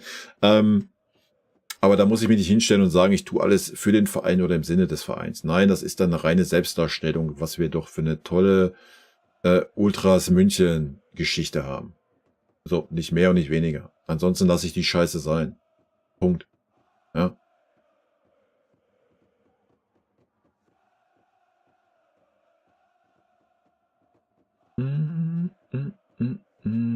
Theoretisch, wenn es bis ins Finale in Wembley gegen den BVB spielen, wie würde dann die Chancen sein, wenn wir schon mal gegen Dortmund verloren haben?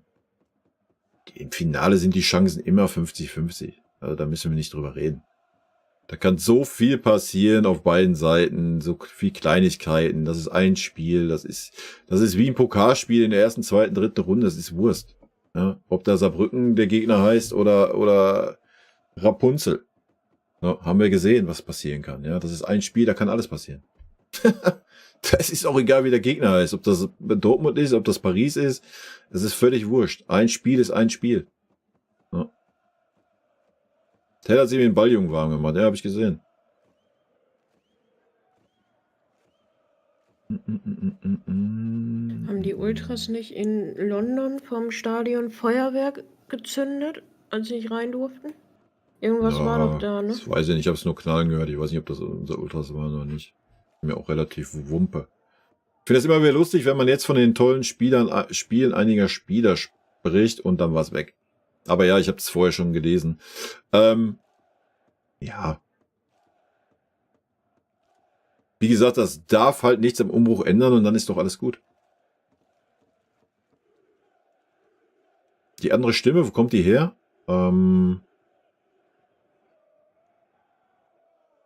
Welche andere Stimme? Die ist nur in deinem Kopf. Ganz genau. Der hätte mir einfallen müssen. Ist er leider nicht.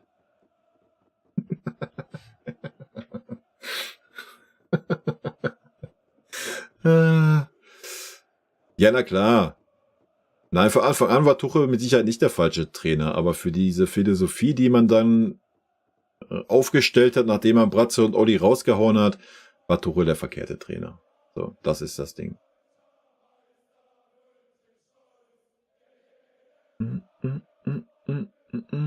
Coco Jumbo, genau.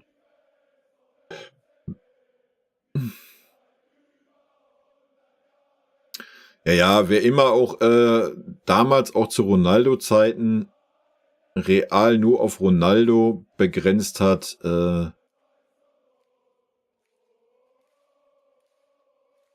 weiß nicht, wie ich schön sagen soll. Deswegen sage ich es gar nicht am besten. Ich denke, wir haben es oft genug gesehen. Ja? Wir haben Ronaldo oft genug gegen Real komplett aus dem Spiel genommen. Und sind trotzdem nicht als Sieger vom Platz gegangen. Das ist halt so.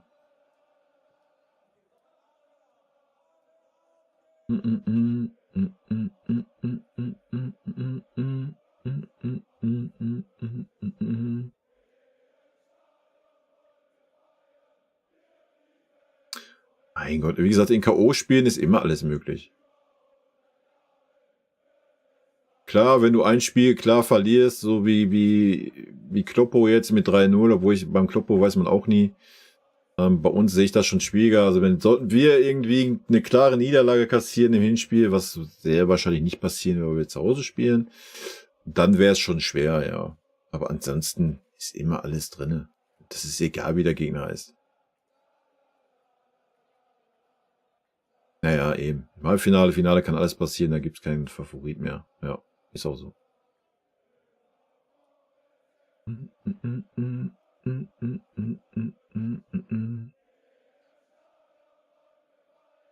Ich habe mich auch über die Champions League gefreut. Ich habe mich vor allem über das gute Spiel gefreut, gerade in der zweiten Halbzeit. Das war endlich mal wieder, auch wenn es nicht diese Art Fußball war, den wir sonst zelebriert haben, aber es war endlich mal mannschaftlicher Fußball auf hohem Niveau und es hat alles gepasst für mich.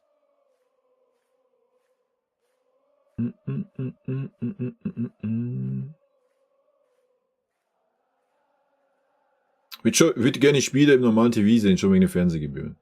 Das Thema brauchen wir nicht aufmachen, Alter. Das ist ja ein ganz wildes Thema. Das ist natürlich eine absolute Frechheit.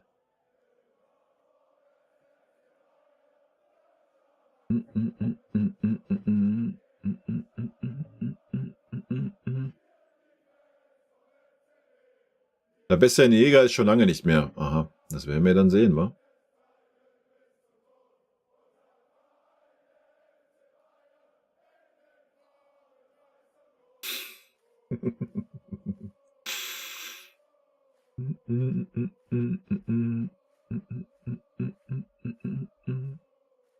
Hat Deutschland jetzt den 5. Champions League Platz? Ja, noch nicht sicher, ne? Wenn Liverpool heute ausscheiden sollte, wenn Leverkusen West Ham raushaut, dann haben sie, glaube ich, nur noch einen Vertreter in der Conference League. Dann sollte der safe sein, ja.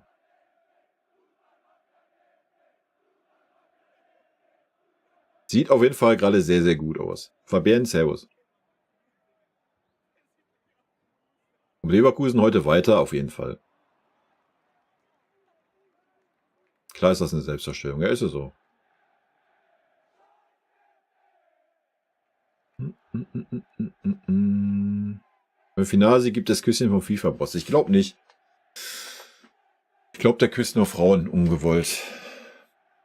Ich glaube nicht, dass er das bei Männern macht. Obwohl, ich würde das gerne mal sehen, wenn er das macht, so beim Opa. Wenn der Opa dann eine coole Sau wäre, dann holt der Mutter mal den Lappen raus und leckt die mal einmal übers Gesicht. Also sagst du mit Zunge. Ja, na klar. Ja. Den Realfan, herzlichen Glückwunsch fürs Weiterkommen. Ja, gleichfalls.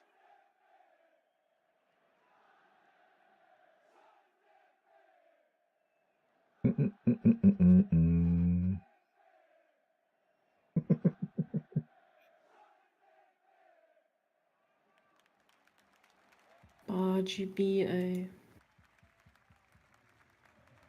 Deine Zähne können Nüsse knacken? Ja, gönn dir, GB. Ja, Bayern waren immer geile Duelle, ja. Ja, wie gesagt, also Pyro ins Stadion kriegen ist gar kein Problem, Berger, also wirklich nicht.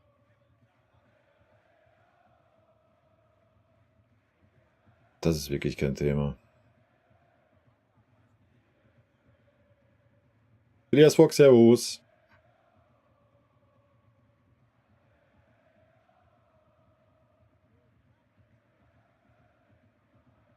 Ja, aber wir brauchen jetzt nicht über die Schiedsrichter und Real diskutieren, oder? Lass uns mal die Spiele abwarten, wa?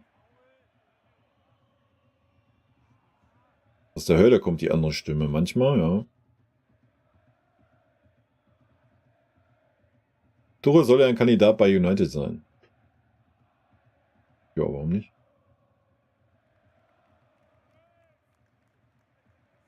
Foxia, servus.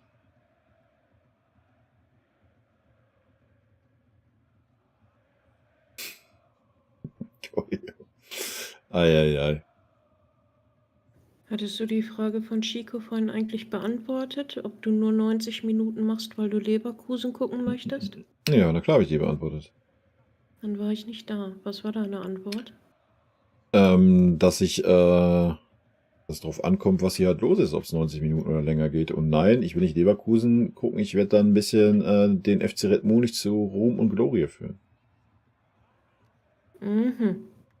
Es war alles geplant von Tuchel, den Bundesliga abspielen und dann den Henkelpott in die Höhe halten. Ja, aber das wäre dann ein schlechter Plan, den ich persönlich nicht fühle.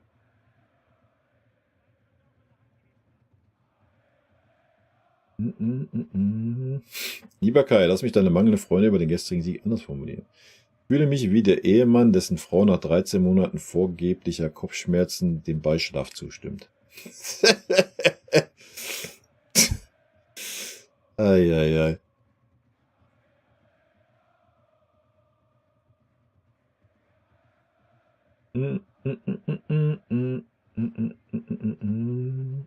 Ja, ist doch okay, wenn die ziemlich Lack hatten.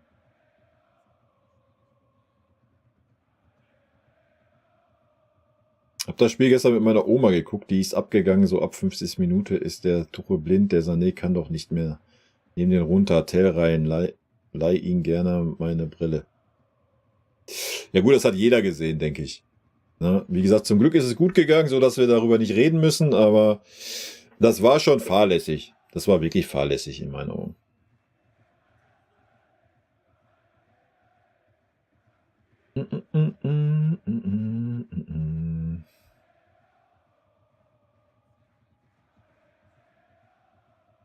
Die Mara hat nicht nur Kimmich Bettwäsche, die hat auch ein geheimes Tattoo von Kimmich. Und nein, das kann ich leider nicht zeigen.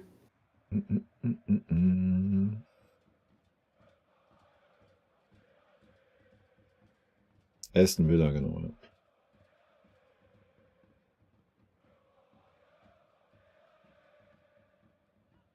Da, da, da, da, da, da, da, da, da.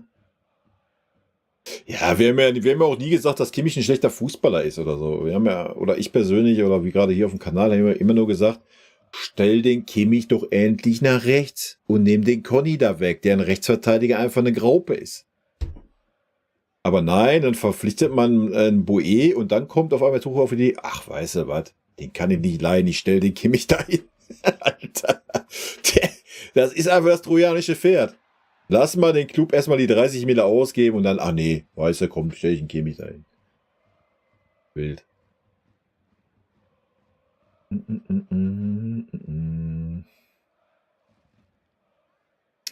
Tuchel geht zu Barca. Das kann ich mir beim besten Willen nicht vorstellen, dass Barca einen Tuchel haben will.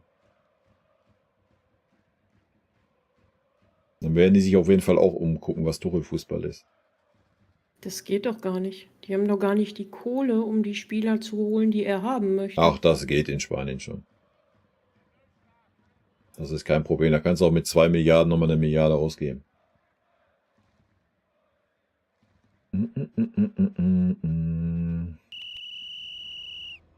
Ja, aber es interessiert ja keinen, wer besser war. Ob Manchester City besser war als Real oder nicht, wen interessiert's?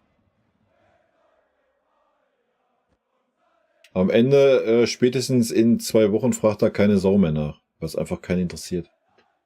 Ist leider so.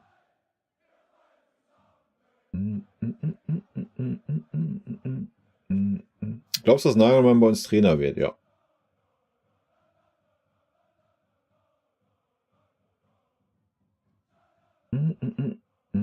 Ist Mara deine Partnerin? Meine Seelenverwandte. No. Wieder heute auch noch bis 24 Uhr Manager. Mach das mal, Chico. Wie läuft's? Aber können wir auch nachher bequatschen. Tuchel möchte nur eines, die Champions League gewinnen. Immer dasselbe. Ja, aber ist doch okay, wenn man uns die höchsten Ziele steckt, oder? Ist halt nur scheiße, wenn man den Rest dafür opfert.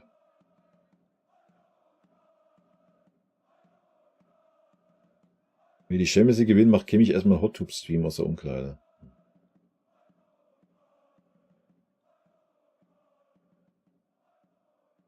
Würdest du Kimmich jetzt doch über den Sommer hinaus halten und auch in der kommenden Saison auf rechts einplanen oder eher verkaufen? Die Frage ist doch, möchte Kimmich nächste Saison Rechtsverteidiger spielen? Das ist doch die Frage, die wir beantworten müssten. Und dann müssten wir natürlich die Frage beantworten, würde Kimmich auch für 14, max 15 Millionen bei uns spielen? Ja, wir haben jetzt einen Monat einen guten Kimmich gesehen, aber auch keinen Rechtsverteidiger, der 20 Millionen wert ist. Gut, wenn du jetzt das Tor nimmst von gestern, wenn du das jetzt in Geld umrechnest, dann ist er die vielleicht dieses Jahr wert. Weiß ich nicht, fühlt's halt nicht für einen Rechtsverteidiger 20 Millionen zu zahlen. Sag ich euch, wie es ist. Fühle ich aber für keinen Spieler, außer für so was Außergewöhnliches wie Harry Kane oder wie es ein Levi war oder sowas. So, von daher, wenn er das, klar, wenn er Bock hat, wir sehen ja, was er leisten kann als Rechtsverteidiger und wie viel Einfluss er trotzdem auf das Spiel haben kann. Hab ich immer gesagt. Kimmich als Rechtsverteidiger ist bei uns natürlich gern gesehen. Aber ich bezweifle, dass er da Bock drauf hat. Auf Dauer. Das glaube ich nicht. Glaubst du auch, Bayern würde lieber erst 2025 einen neuen Trainer suchen, weil scheinbar mehr Optionen, das Gefühl habe ich zumindest. Ja, wenn dem so wäre, hätte man Tuchel ja nicht entlassen.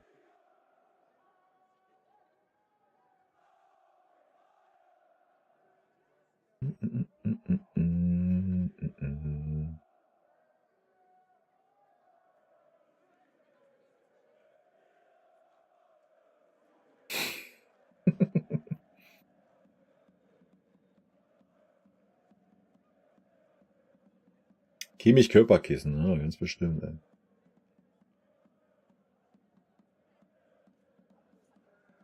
Ja, aber du darfst ja auch nicht vergessen, Dumbo Jumbo, dass ja immer noch unsere anderen beiden Innenverteidiger auf dem Platz waren. Es war ja nicht so, dass die diese ersetzt haben. Also, das war schon okay. Aber bei Opa habe ich auch kurzzeitig ein bisschen wilde Gedanken im Kopf gehabt, ja.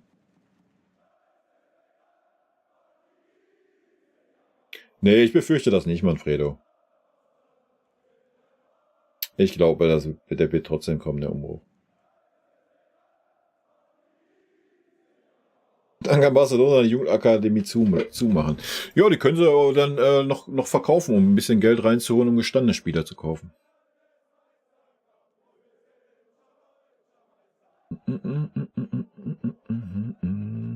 Real Bayern ist ein Klassiker, hat schon heftige Duelle gegeben. Ja.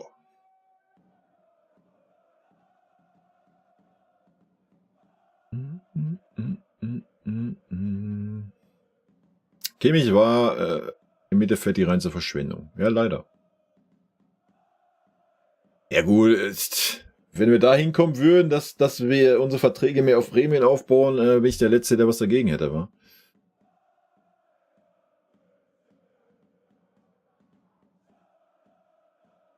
Tuchel DFB-Trainer.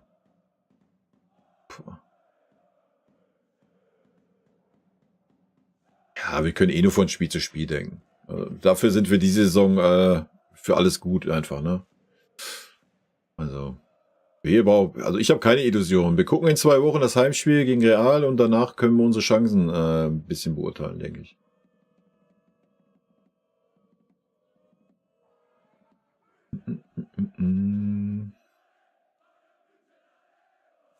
Chico ist leicht zu erregen. Ja, der Chico, den stelle ich mir gerade hier im Chat vor, wie wirft den Ball. Wer es kennt. Meinst du so ein kleiner Hund oder was? Ja. So, wirf den Ball, komm, wirf den Ball. Chico so, Real Madrid.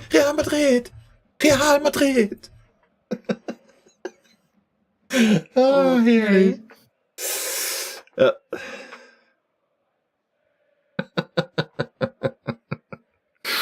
Chris Führig kommt, ja, ist eine Maschine, kommt. Soll ich keine Sorgen.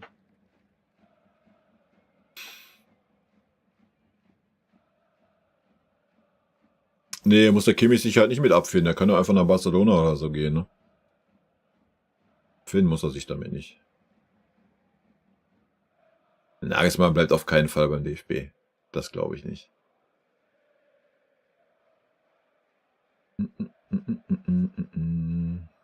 Naja, man dachte, man bekäme einen Alonso. Ich weiß nicht, ob man das dachte.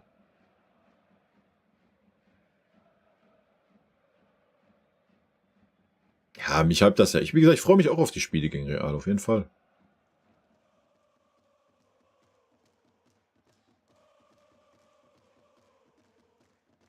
Ja, aber die Frage ist, ob er das so selbst reflektieren kann. Wenn man sein Interview hört, kann er das ja anscheinend nicht. So. Weil dann hätte er selbst reflektiert, dass er in der zentralen Mittelfeldposition halt scheiße ist. Oder schlecht war. Und dass er jetzt auf seiner angestammten Position, wo er groß geworden ist, auf jeden Fall aufsteigende Form hat und gut ist. So. Wenn er das selbst reflektiert hätte, hätte er ja diese Aussagen, die er getroffen hat, nicht getroffen. Ja. Weil ich denke, keiner hat ihn kritisiert, seitdem er Rechtsverteidiger spielt. Also zumindest ich nicht. Ich weiß nicht, wie es bei den Experten so aussah, aber kann ich mir auch nicht vorstellen, weil die Leistungen halt wirklich gut waren. So. Daran siehst du doch schon, dass er das nicht selbst reflektiert. Der Gerd oder Franz schauen von oben zu, ja, auf jeden Fall. Auch das weiß ich nicht, ob man eine bessere Chance hat gegen Real als gegen Manchester City. Wenn man das Spiel gegen Arsenal gesehen hat, denke ich, hättest du gegen Manchester City eine sehr, sehr gute Chance gehabt. Weil ich nicht glaube, dass die groß so super variabel sich auf den Gegner einstellen, wie es Real Madrid tut. Aber das wissen wir halt nicht, weil wir halt gegen Real Madrid spielen. Ja, da müssten wir schon gegen beide spielen zur gleichen Zeit und das klappt halt leider nicht.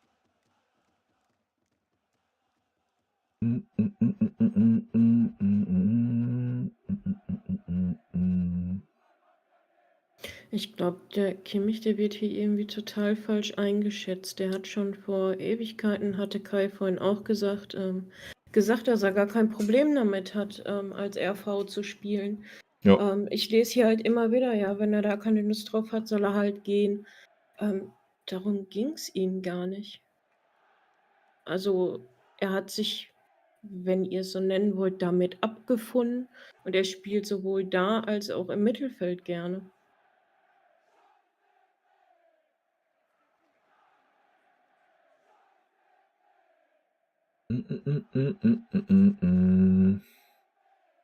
Nee, das wusste ich bis gestern auch nicht. Das habe ich dann natürlich gehört.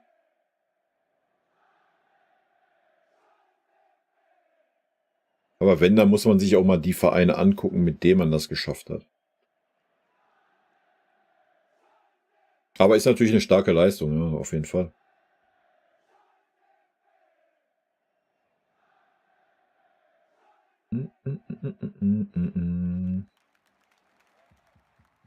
Der neue Trainer muss Kimmich zum RV machen, hat er da keine Lust drauf, soll er halt gehen.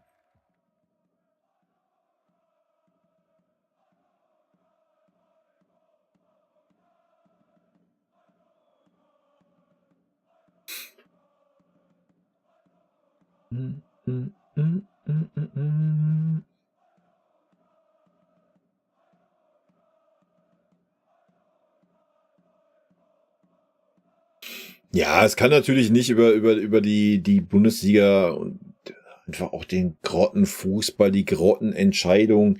Ich weiß, ganz viele sehen dann über alles hinweg. Da müssen wir ja nicht drüber reden. Ich bin da aber auch nicht so. Aber ich bin schon so, dass ich mich darüber freuen kann. Ja, wenn wir Arsenal so gut bespielen, wie wir es getan haben, kann ich mich darüber freuen. Ich kann mich auch darüber freuen, wenn wir gegen Real Madrid weiterkommen. Ich kann mich auch über einen Champions League Sieg freuen. So.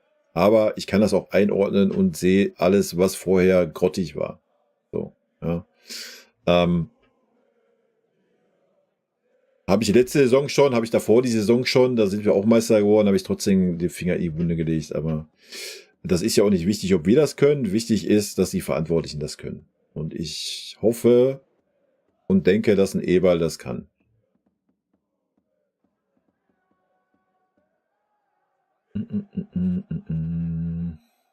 Nee, Kimmich wird nie der richtige im Mittelfeld sein. Ist aber auch nur meine Meinung.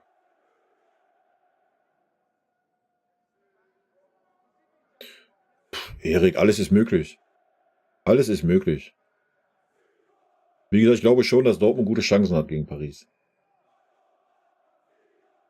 Alles ist möglich, aber ja, wie es halt sagt, wirklich alles.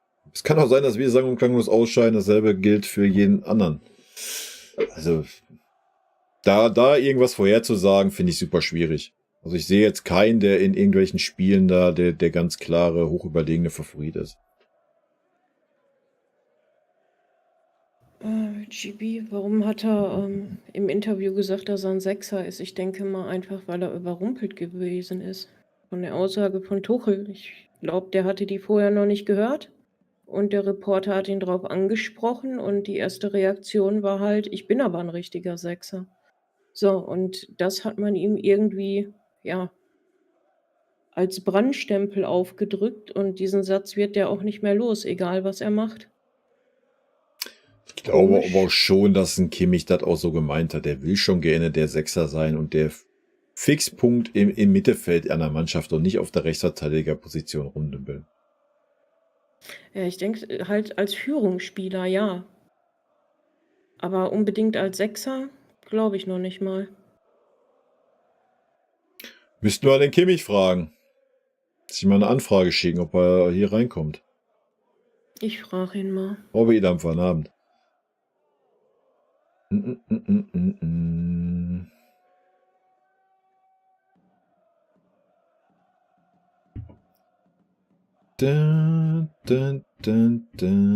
Nee, ich habe keine Tickets angefragt für Real. Ich kann eh nicht hinfahren. Ich kann aber gerne welche anfragen, dann kann ich die gerne an euch weiter verlosen. Aber ich kriege ja eh keine. Die ganze Saison einmal Tickets gekriegt, nur Absagen, Alter.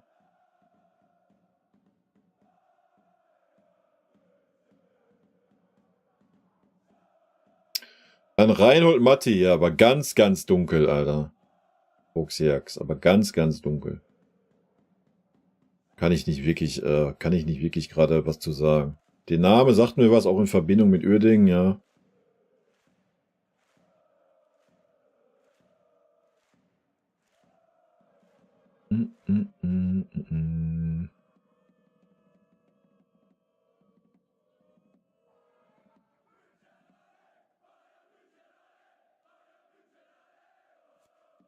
Kimmich stellt sich in Dienst der Mannschaft und hat gesagt, spiele da, wo der Trainer mich hinstellt. Wenn ich FV spiele, dann spiele ich da. Jo. Ja, sagt er das.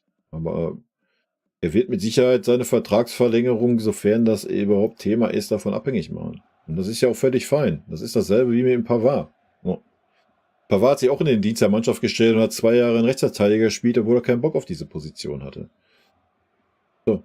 Und dann war halt der Zeitpunkt gekommen, wo er gesagt hat, alles gut, es reicht, ich will jetzt nächste Saison Innenverteidiger spielen, und dann ist er gewechselt. Und das ist auch völlig okay. So. Warum sollte sich ein Kimmich nicht in den Dienst der Mannschaft stellen? Also ich meine, wenn das einer tut, dann ist es ja der Josh. Das zeigt er ja auch die letzten Wochen, oder? So. Und alles andere wäre ja auch eine Farce. Also jetzt mal ernsthaft, gerade für einen Führungsspieler wäre es ja eine Farce, wenn ich sage, nee, Coach, also nee, ich spiele hier oder sonst gar nicht. Also, da muss er auch nicht den Kimmich den Vorwurf machen, dass er die ganze Zeit mit seinen schlechten Leistungen im Mittelfeld rumgedümpelt ist. Da muss er dann halt mal den Trainer den Vorwurf machen, dass sie den Kimmich nicht auf eine andere Position gestellt haben.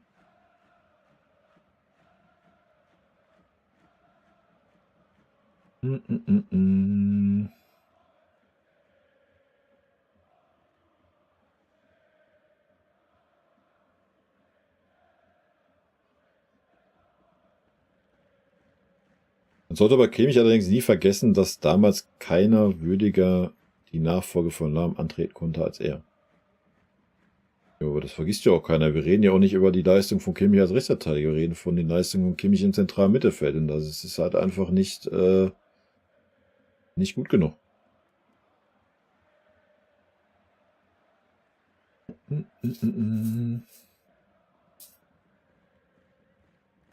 Ja, da habe ich natürlich mal eine Absage gekriegt für Union. War ja vorher auf der Warteliste, dann kam die Absage, ich glaube, vorgestern. No.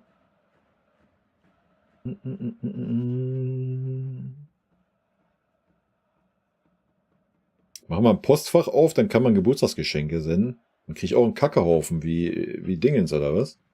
Bild.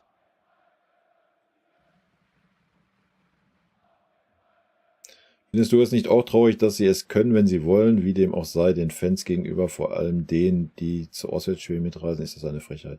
Das habe ich ja schon im Vorhinein gesagt, dass es eine Frechheit ist. Ja. Und nochmal, es ist, wenn wir jetzt wieder in diese Kritik verfallen wollen, natürlich ist es ein Trauerspiel, wenn du in der Champions League zweimal so ablieferst gegen Arsenal und dann nehmen als Gegenpart das Spiel gegen Dortmund in der Bundesliga, dann ist das eine absolute Frechheit. Da müssen wir nicht drüber reden. Und natürlich ist es eine absolute Frechheit, wenn man dann schon keine Leistung bringt, wie gegen Heidenheim, wie in Saarbrücken, man dann noch nicht mal die Eier in der Hose hat, in die Fankurve zu gehen und sich dem zu stellen. Ja, das zeigt den Charakter dieser Mannschaft. Das ist ja, was ich die ganze Zeit sage. Und deswegen bleibe ich ja auch dabei, dass auch ein Eberl das sehen wird und der Umbruch kommen muss. Punkt. Es gibt keine Alternative. Es kann ja nicht das Ziel sein, zu sagen, geil, wir haben eine gute Mannschaft, die in der Champions League motiviert ist. In der Champions League brauchst du so viel, um überhaupt jetzt dahin zu kommen, wo man gerade ist. So, das klappt nicht jedes Jahr, auch wenn man super motiviert in der Champions League ist. Wenn man dafür die Bundesliga wegschenkt, weil man keinen Bock hat. Ja, also. Und das hat diese Mannschaft, denke ich, die letzten Wochen und Monate, erst recht nach der Aussage von Eberl, ja, der klipp und klar gesagt hat, wir gucken uns den Spieler genau an, ob er alles tut für den FC Bayern, gnadenlos gezeigt, dass sie auf die Bundesliga einfach scheißt. So. Und damit sieht man den Charakter dieser Mannschaft und deswegen wird die Mannschaft umgebaut, und selbst wenn sie Champions League-Sieger werden. Wovon wir noch lange nicht reden brauchen.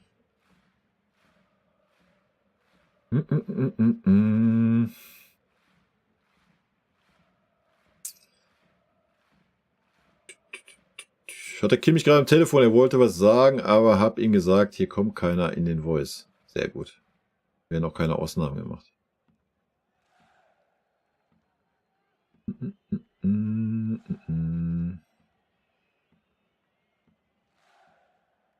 Würde mich auch über den Titel auch freuen, ist doch klar. Es hätte mich eben einen super faden Beigeschmack, zu welchem Preis man den Titel eben erkauft hätte. Da kann ich dann auch den Gedanken so weitergeben, dass man zur Super League hätte ja sagen können, wenn einem die Meisterschaft im Gegensatz zu einem internationalen Titel mit Banane ist, sowohl den Spielern als auch den Verantwortlichen nur meine Meinung. Ja, nee, da sind wir ja auch auf einer Schiene, Cordio. Habe ich ja gerade auch gesagt. Ja. Klar, wenn man 11 Meisterschaften geholt hat, ist es menschlich, dass einem das vielleicht nicht mehr so wichtig ist. Und man in der Champions League mehr Prozente gibt, kann man verstehen. Aber man darf nicht so wegschenken, wie wir es getan haben in der Bundesliga. In ganz vielen Spielen. Ja, 3/4 der Spiele war ja... Man hat ja teilweise das Gefühl gehabt, so die Mannschaft spielt gegen den Trainer, die Mannschaft hat keinen Bock und hast du nicht gesehen. Also das geht halt nicht. Und ja, da bin ich komplett bei dir halt. Kimmich mit Pornobalken ist wild, ey.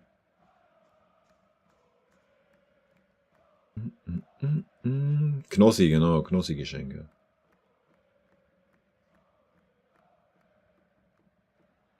Wieso will denn jemand was Negatives über Kimmich sagen? Wer sagt denn was Negatives über Kimmich? Schwachsinn.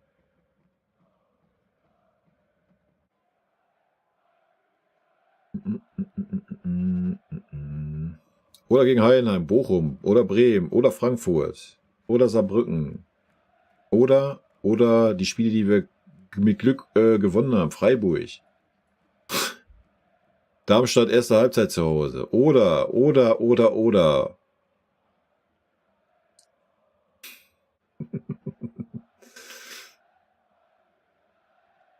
Ja, das sind ja keine Tickets, die es gibt, Alter. Für 300 € für den Stehplatz. Zu viel Oder in dieser Saison, ganz genau.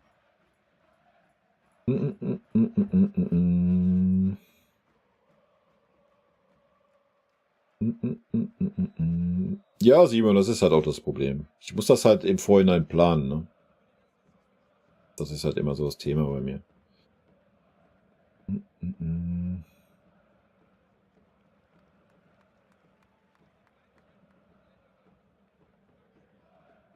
Ja, aber das ist ja schön, wenn Real diesen Anspruch hat. Ich habe den Anspruch nicht.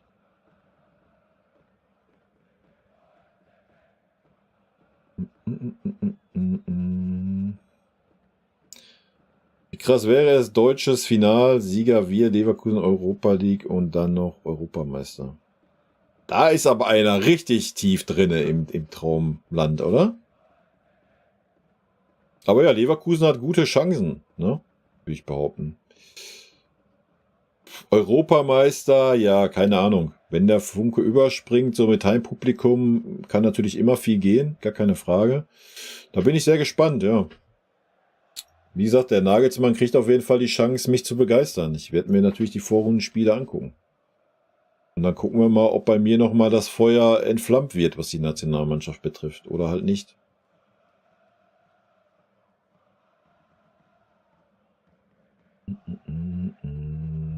Ja, wie gesagt, es wäre ja auch völlig okay, wenn man halt so agiert und sagt, nochmal, wir sind 11-mal Meister geworden. Ja. Wenn man dann sagt so, ja, komm, wir haben jetzt den Fokus mehr auf die Champions League, das ist ja okay, ja. Dann schone ich halt mal ein paar Spieler oder sowas. Das will ich völlig legitim finden. Aber du kannst natürlich dann trotzdem nicht mit dieser Einstellung in die Spiele reingehen, wie wir es teilweise getan haben. So. Ganz klipp und klar. Das ist ja das große Problem, was wir haben damit. Und wo man dann halt hier auch hört, ja, da kann ich mich dann nicht so freuen, dann so. Ich kann das nachvollziehen. Ja.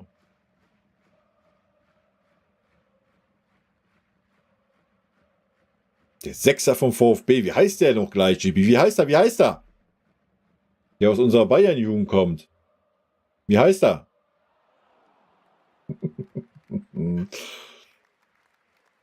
Aussehen interessiert doch keine Sau, oder? Wen interessiert denn aus, wie ein Fußballer aussieht? Also mir interessiert das nicht.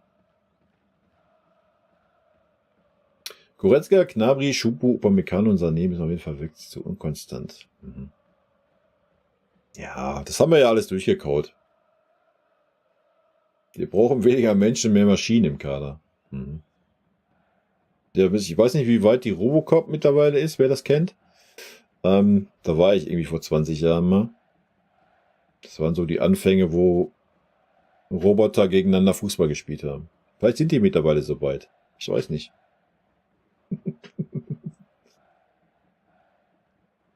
Wieso Kimmich ist doch kein hässliches Entlein?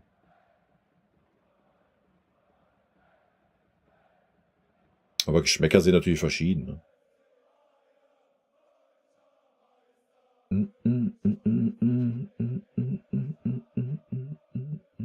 Nein, das interessiert die auch nicht mehr, Manfredo. Dafür sind die viel zu abgehoben in der heutigen Zeit. Also das interessiert die echt nicht mehr. Also ich lese mal vor, sehr richtig, lieber Kai, die Spieler scheinen nicht zu interessieren, dass es Fans gibt, die sich Eintrittskarte und Fahrtkosten vom Munde absparen, wenn der Idole Millionen verdienen. Nein, diese Bodenhaftung, das ist außergewöhnlich, wenn du die als Profi noch hast in der heutigen Zeit. Wie auch. Durch Social Media wirst du so, Alter, du kommst dir hervor wie ein Gott. Teilweise. Ja. Wie willst du da diese Haftung noch haben? Geld spielt in deinem Leben eh keine Rolle. Das ist schon super schwierig, die Haftung zu behalten. Aber nichtsdestotrotz hat man, wenn man Scheiße spielt, sich bei den Fans zu bedanken, gerade wenn man auswärts spielt. Punkt. Aber auch im Heimspiel, weil im Heimspiel kommt ein ganz, ganz großer Teil aller Zuschauer im Stadion auch aus Timbuktu und nicht aus München. Ja, also das ist wirklich eine Frechheit. Und das würde ich den einbläuen, um es mal human auszudrücken. Ich glaube, Tell hat diese Bodenhaftung noch als einer der ganz, ganz wenigen. Ja, der ist ja auch noch keine 10 Jahre dabei und verdient 20 Mille im Jahr. Ja, gehen wir jetzt auf pur oder was, GB?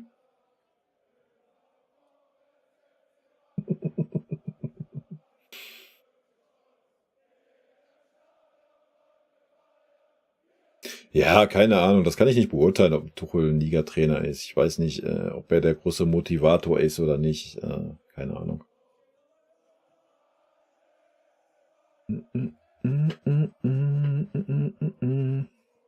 Also vom Twitch-Chat kommt nichts Gescheites mehr, da brauchst du gar nicht mehr reingucken. Die sind schon wieder so untereinander am Mauscheln, ne?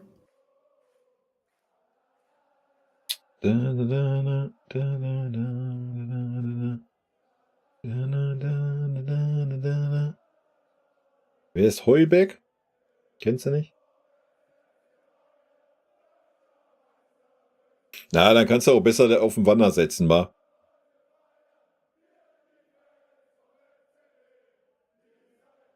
Ja, Manfredo, sowas kannst du ja alles nicht umsetzen.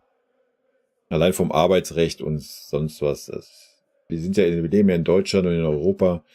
Das sind ja so schon so Sachen, dass ein Fußballer als Angestellter gilt und das Arbeitsrecht gilt und so ein ganzer Scheiß, das ist ja alles.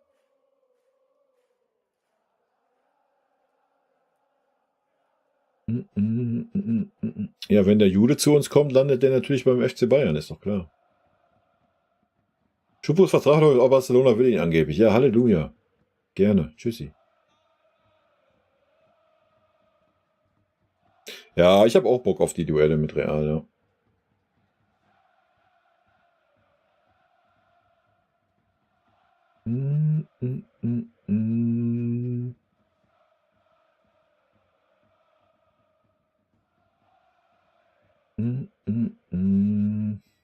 Ja, noch so ein Flickjünger. Läuft. Ja, ich verdiene natürlich Millionen mit meinem Kanal. Ja. Kann mich kaum retten. Mein Bett ist, ich habe auch keine Matratze oder sowas. Es liegen nur Geldscheine. Das ist meine Matratze. Ich schlafe auf Geld. Deswegen ist das so unbequem. Wie Dagobert Duck, weißt du? So ein Ding. Ich schwimme auch immer in meinen Goldtalern.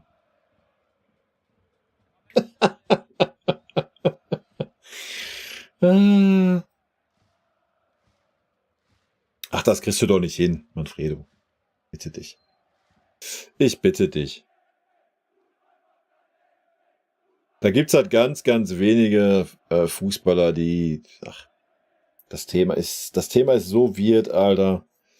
Das ist so ein Gesellschaftsthema, das Thema Geld. Also. Wie realistisch wäre für einen Punkt zu Bayern? Da muss man mal Leverkusen fragen. Ja gut, die Frage, die ist wirklich sehr gut. Die große Frage ist doch, wie können wir Bunasar im Sommer ersetzen? Hat da irgendjemand eine Antwort drauf? Naja, ganz ehrlich, für die 4 Millionen, ich mach's.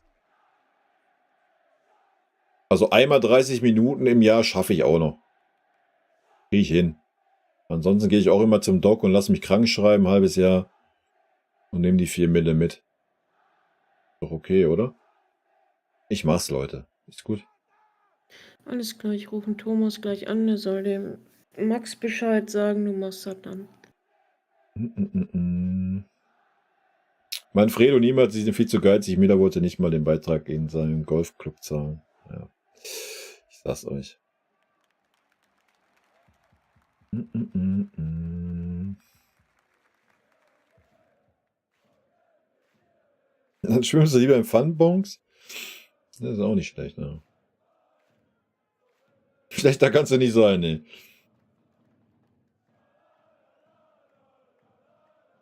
Juan Bernard, oder wen meinst du, Chico? GB, du opferst dich auch. Du musst erstmal den Flitzer noch bestätigen. Bevor dir überhaupt jemand glaubt, dass du laufen kannst. Ich denke, diese Saison gab es 2 Probleme. Zum einen die nicht vorhandene Motivation der Spieler für die Liga und ein Trainer, der keine Spielidee für vor allem tiefstehende Mannschaften gefunden hat. Ich glaube, es gab ein paar mehr Probleme. Ich weiß noch nicht mal, ob die nicht vorhandene Motivation, ja, ist halt auch so ein Trainer-Ding, finde ich. Hätte er sich vielleicht mal in der Bundesliga den C an der Tür eingetreten und bei einer Ansprache anstatt in der Champions League, hätte das vielleicht auch ein Zeichen gesetzt.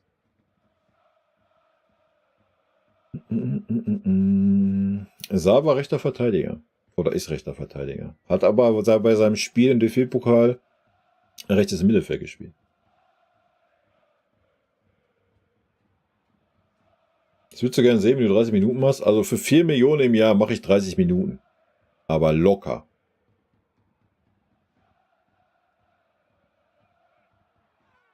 Liegestütz-Challenge. Ich muss ehrlich sagen, das ist eine richtig geile Idee gewesen. Ja, jetzt erst, oder was? Vorhin hier groß angekündigt und nichts passiert, wa? Frech, ey.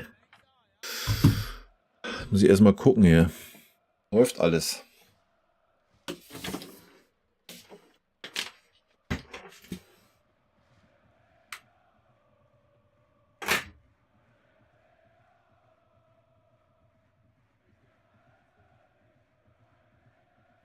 Hier, meine Damen und Herren, können Sie sehen, die Adiletten aus dem Zweiten Weltkrieg?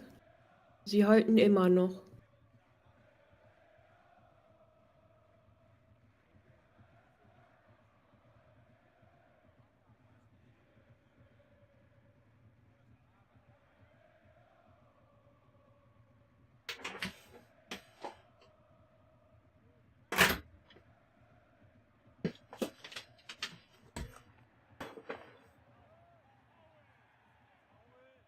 Für das Halbfinale.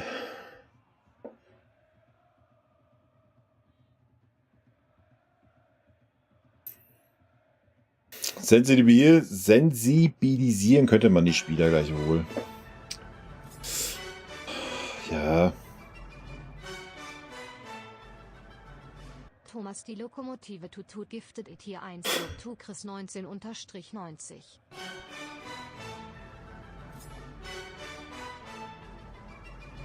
Danke für die Atempause, Thomas. Thomas die Lokomotive tut giftet it hier 1 du Legionov pro Wrestling.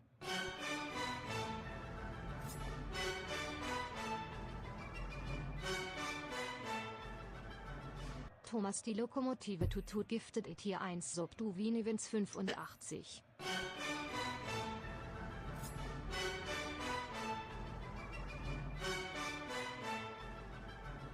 Thomas die Lokomotive tut giftet it hier 1 du DXNNY 2906.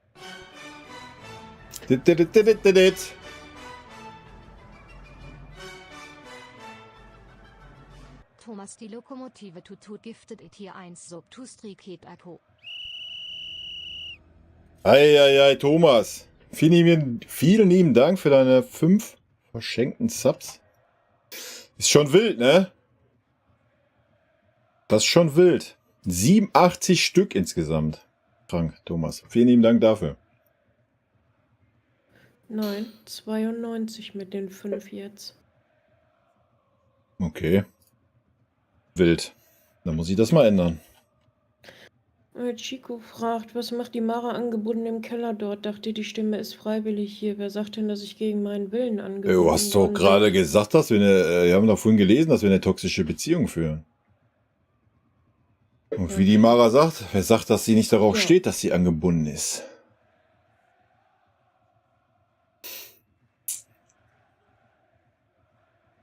Wenn der neue Trainer nicht komplett mit dem Vorstand auf einer Wellenlänge ist, wird das wieder nichts. Ja, deswegen, Leute, macht euch keine Sorgen. Der neue Trainer wird wie Arsch auf Eimer passen.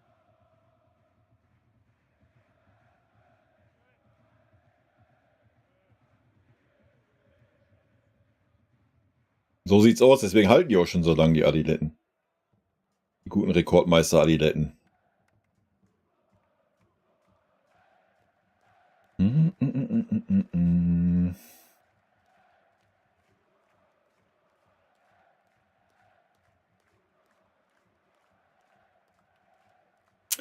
Das waren die Hauptprobleme. Man kann auch noch die Einwechslung, Auswechslung nicht nach Leistung aufstellen. Motivation ist, denke ich, jeder einzelne Spieler und der Trainer wieder. Ich weiß nicht, ob man das hier in so 3, 4 Sätzen runterbrechen kann.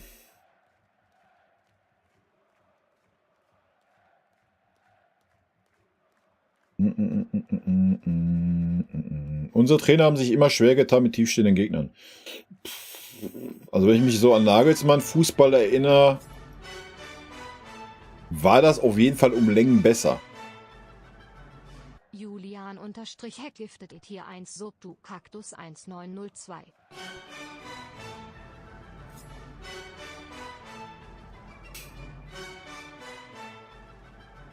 Julian-Heck giftet it hier 1 Sub du Staffel.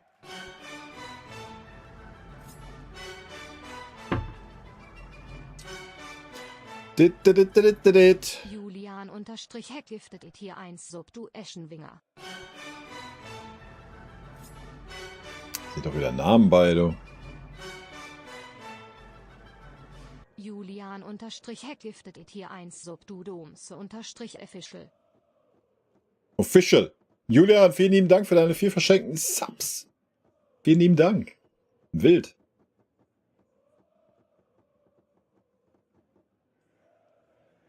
Ja, na klar, Phileas Fogg.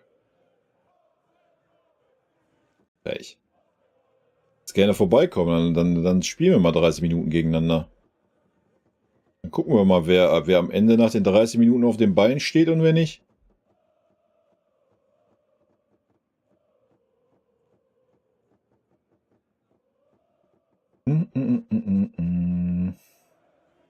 Eine andere Idee, den Spielern weniger zahlen und mit den eingesparten Millionen die Fans bei Nichtleistung entschädigen. Ja, Manfredo, Möglichkeiten gibt es genug, wird halt alles leider nicht passieren in der heutigen Zeit.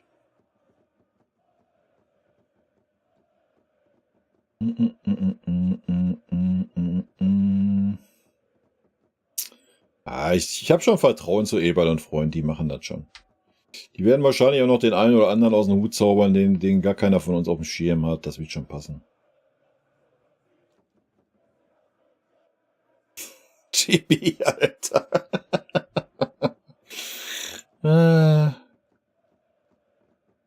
Ja, na klar, wenn dann ist die Mara der toxische. Leute, was ist los? Ich schlag keine Frauen.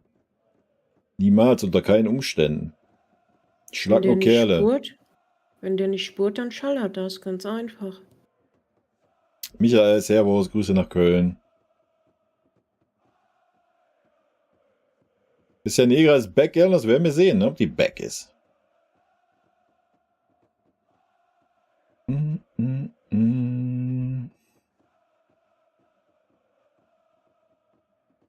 Ja, alles gut, Olli. Alles ist gut. Julian, danke nochmal, ne?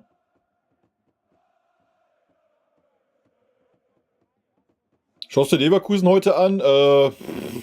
Glaub nicht. Wenn dann vielleicht nebenbei gleich ein bisschen. Ja. Mal schauen. Wo spielen die denn überhaupt? Welchen Sender kann ich das denn verfolgen? Und mit was, Corillo? Mit Recht hau ich euch im Chat. Verdient habt das.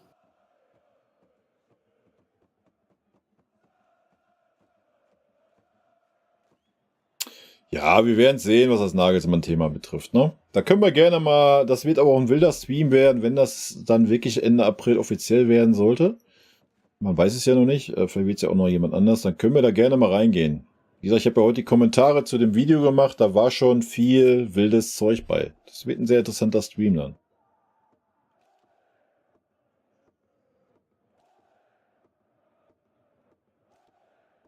Dennis, vielen lieben Dank. Ja, man muss auch kein Bayern-Fan sein. Zieh mir das Trikot aus. Darf ich leider nicht auf Twitch, sonst da kein Problem mit, Alter. Kannst du meinen Astralkörper gerne betrachten. Sané wird jetzt wieder geschont. Aha, wurde der schon mal geschont dieses Jahr? Habe ich nicht mitgekriegt.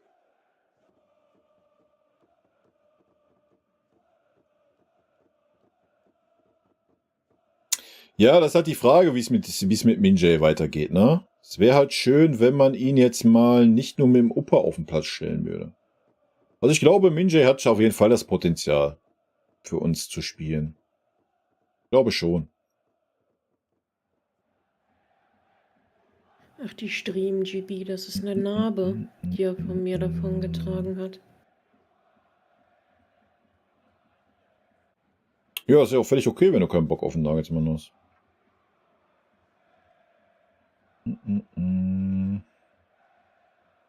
Emery ist laut Sky tatsächlich aktuell mit in der Verlosung. Ja, die Medien wissen alle Bescheid.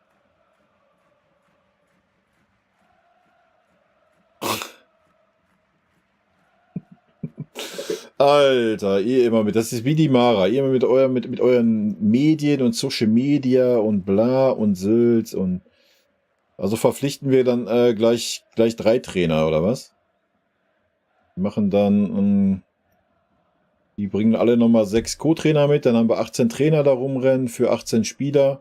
Ja, also jeder Spieler einen eigenen Trainer. Vielleicht reicht das dann mal für ein Jahr mit Trainern. Ja.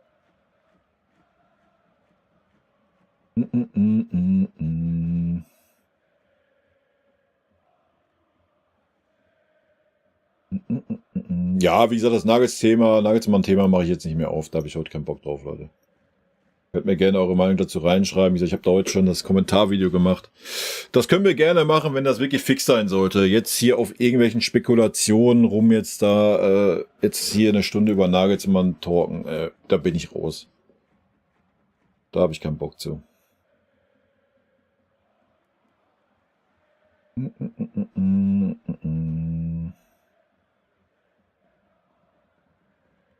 Small Club Trainer, bitte nicht. Das ist auch eine wilde Aussage. Warum ist er denn ein Small Club Trainer? Weil er nur kleine Vereine bisher trainiert hat, oder was?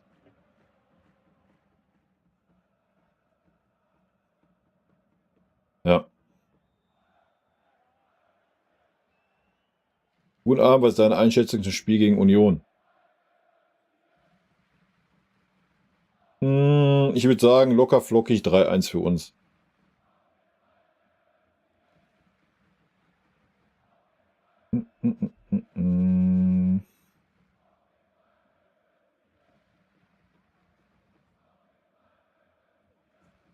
Ich glaube nicht, dass Union Stolperstein wird. Union ist nicht mehr Union, wie es mal war. Ja, ich weiß, die sind gerade natürlich heiß in der Verlosung da unten, aber ich glaube, das wird eher hemmen wie beflügeln gegen uns. Da geht eher die Angst um, als wie der Gedanke zu sagen, jo, jetzt gegen Bayern erst recht. Dafür waren die letzten Ergebnisse von Union. Nee. Also ich mache mir da keine Sorgen.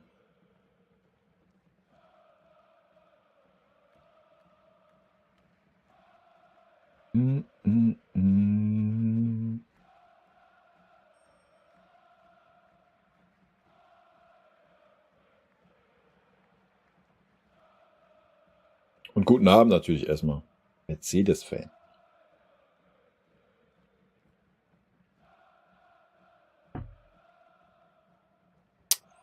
Ich habe nichts gegen Emery. Ich habe das Bewerbungsschreiben gelesen. Im Discord. Von daher würde er ja passen, wenn das so ist, was da stand. Also ich habe nichts gegen Nagelsmann. Setze mich jetzt aber auch nicht hier hin und sage, ja, wir müssen jetzt unbedingt den Nagelsmann holen. Aber ich glaube, dass es Nagelsmann wird, ja. Also ich bin da echt, man sollte Union gewinnen lassen. Nee. Sollte man definitiv nicht.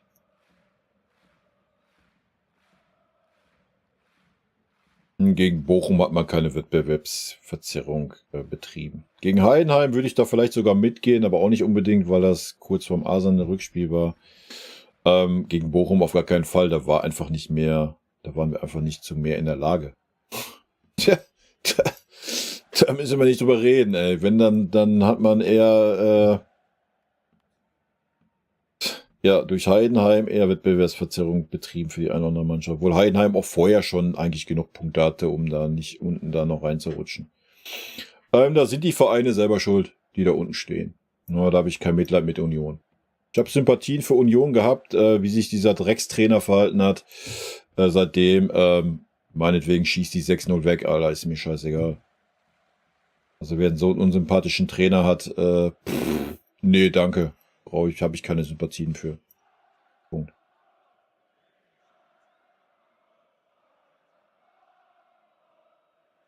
Laut Bild, Trainerkandidat, Nagelsmann, De Zerbi, Una Emery. Ja, ist die Bild ja nicht auf dem Laufenden, weil De Zerbi klar gesagt hat, dass er nächste Saison bei dem Verein sein wird, wo er gerade ist.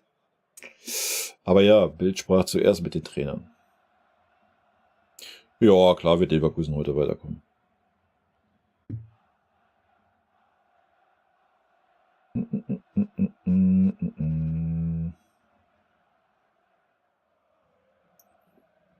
Okay, wir laufen auf der letzten Rille hier, wa? Sehr gut, Leute. Kann ich ja gleich noch ein bisschen Manager ballern.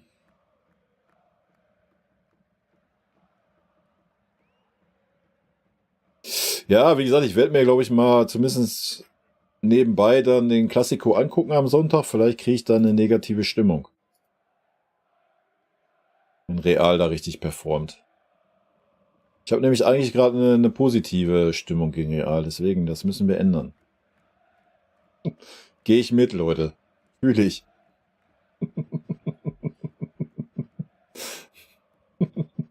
Emery sieht zwar auch aus wie der letzte Larry, aber ist schon ein guter Trainer.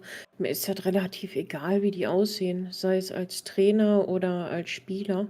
Hauptsache, die bringen Leistung. Da können die aussehen wie Kunta Kinte, das ist mir relativ wurscht. Ja gut, das sollte jedem wurscht sein. Wenn halt nicht alle so gut aussehen wie ich, also bitte euch.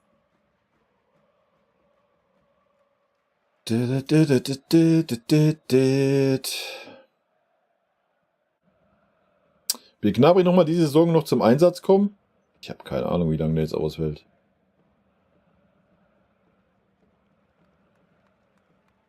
Oh, ist wieder aufgebrochen. Eieiei. Servus Kai, ich habe mal eine Frage. Warum werden keine südamerikanischen Spieler mehr verpflichtet? Weil wir damit nie Glück hatten, es sei denn, wir haben die aus Europa verpflichtet. Aber dass wir direkt aus Südamerika Spieler verpflichten, ist ja schon ewig her. Also Rocke war der letzte, oder? Oder war El Tren noch nach Rocke? Ansonsten fällt mir gerade keiner ein. Also das haben wir schon lange acta gelegt. Wenn, dann höchstens irgendwas, was halt schon in Europa sich akklimatisiert hat. Finde ich auch ein bisschen schade, ja. Stimme ich dir zu. Aber da sind halt die spanischen Vereine und Portugal und sowas allein schon klimabedingt und so viel, viel weiter vorne, ne?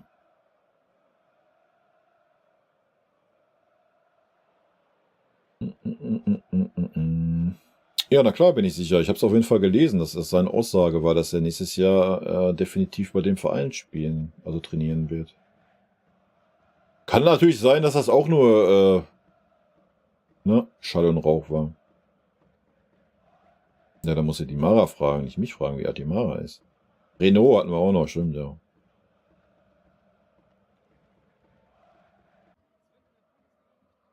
Ich bin 88er Baujahr. Rocker war Maschine, Alter. Sosa gab's auch noch, ja, stimmt.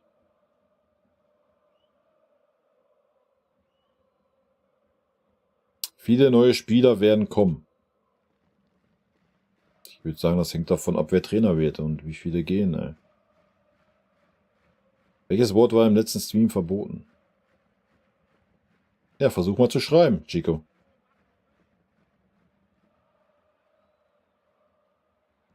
Permaban.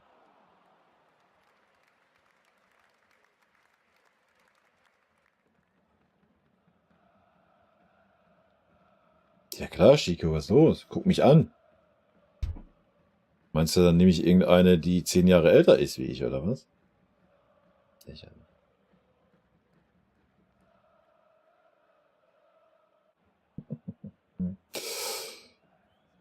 Lucio war richtig stark, aber Lucio kam ja auch nicht direkt aus Südamerika.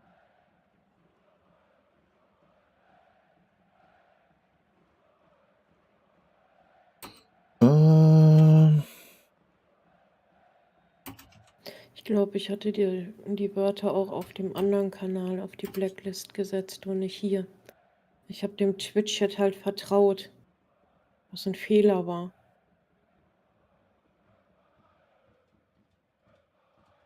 Hüpf, ole, ole. Hüpfe Bayern, hüpf, ole, ole.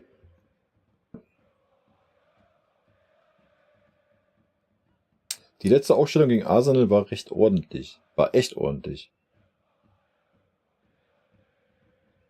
Ja, jeder Mensch lernt dazu, ne? Zumindest wenn er nicht engstirnig ist.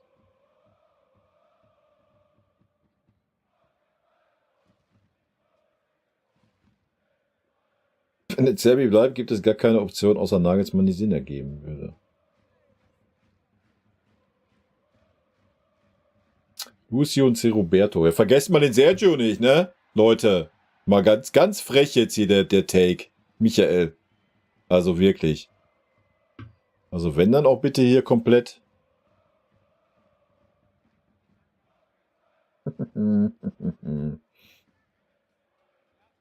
Sergio war mir zu langweilig. Ah, Sergio war schon stark.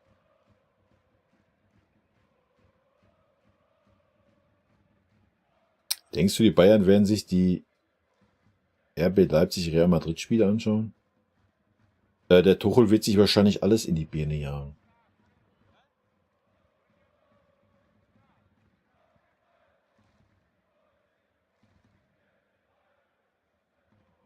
C. Roberto ist eine Maschine. Ist. Nicht wahr? Ist. Google mal C. Roberto, Alter. Aktuelle Bilder. Der ist Willst du so davon krank, glauben, der Mann? Typ. Elba, Pizza, Lucio, Sergio.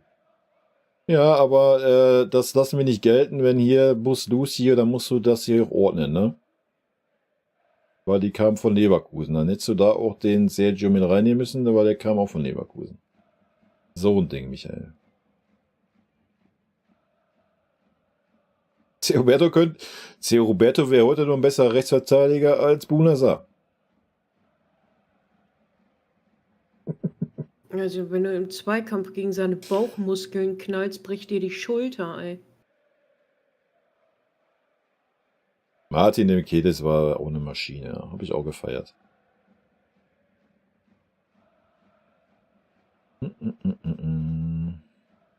Okay, Leute, ich mache jetzt aber Feierabend. Ihr habt noch 2-3 Minuten, dann bin ich weg. Dann haue ich mir ein paar vegane schicken McNuggets in die Heißluftfritteuse und dann bin ich ab 21 Uhr auf meinem Gaming-Kanal mit dem Manager live. Für 2 Stündchen oder 2,5.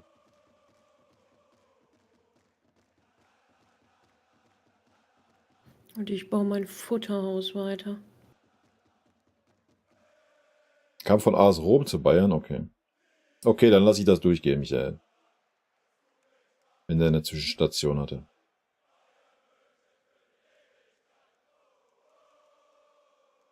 Da, da, da, da. Ja, natürlich gehe neben Josh ist mein Platz. Ich war doch letztens erst in der Bayern-Kabine, habe ich schon markiert. Frech. Was ist vegetarisches Chick McNuggets, Alter? Kennst du keine Chick McNuggets? Was ist los mit dir?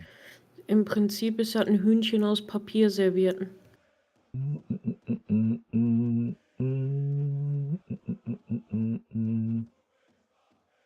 Bist du Veganer? Jein.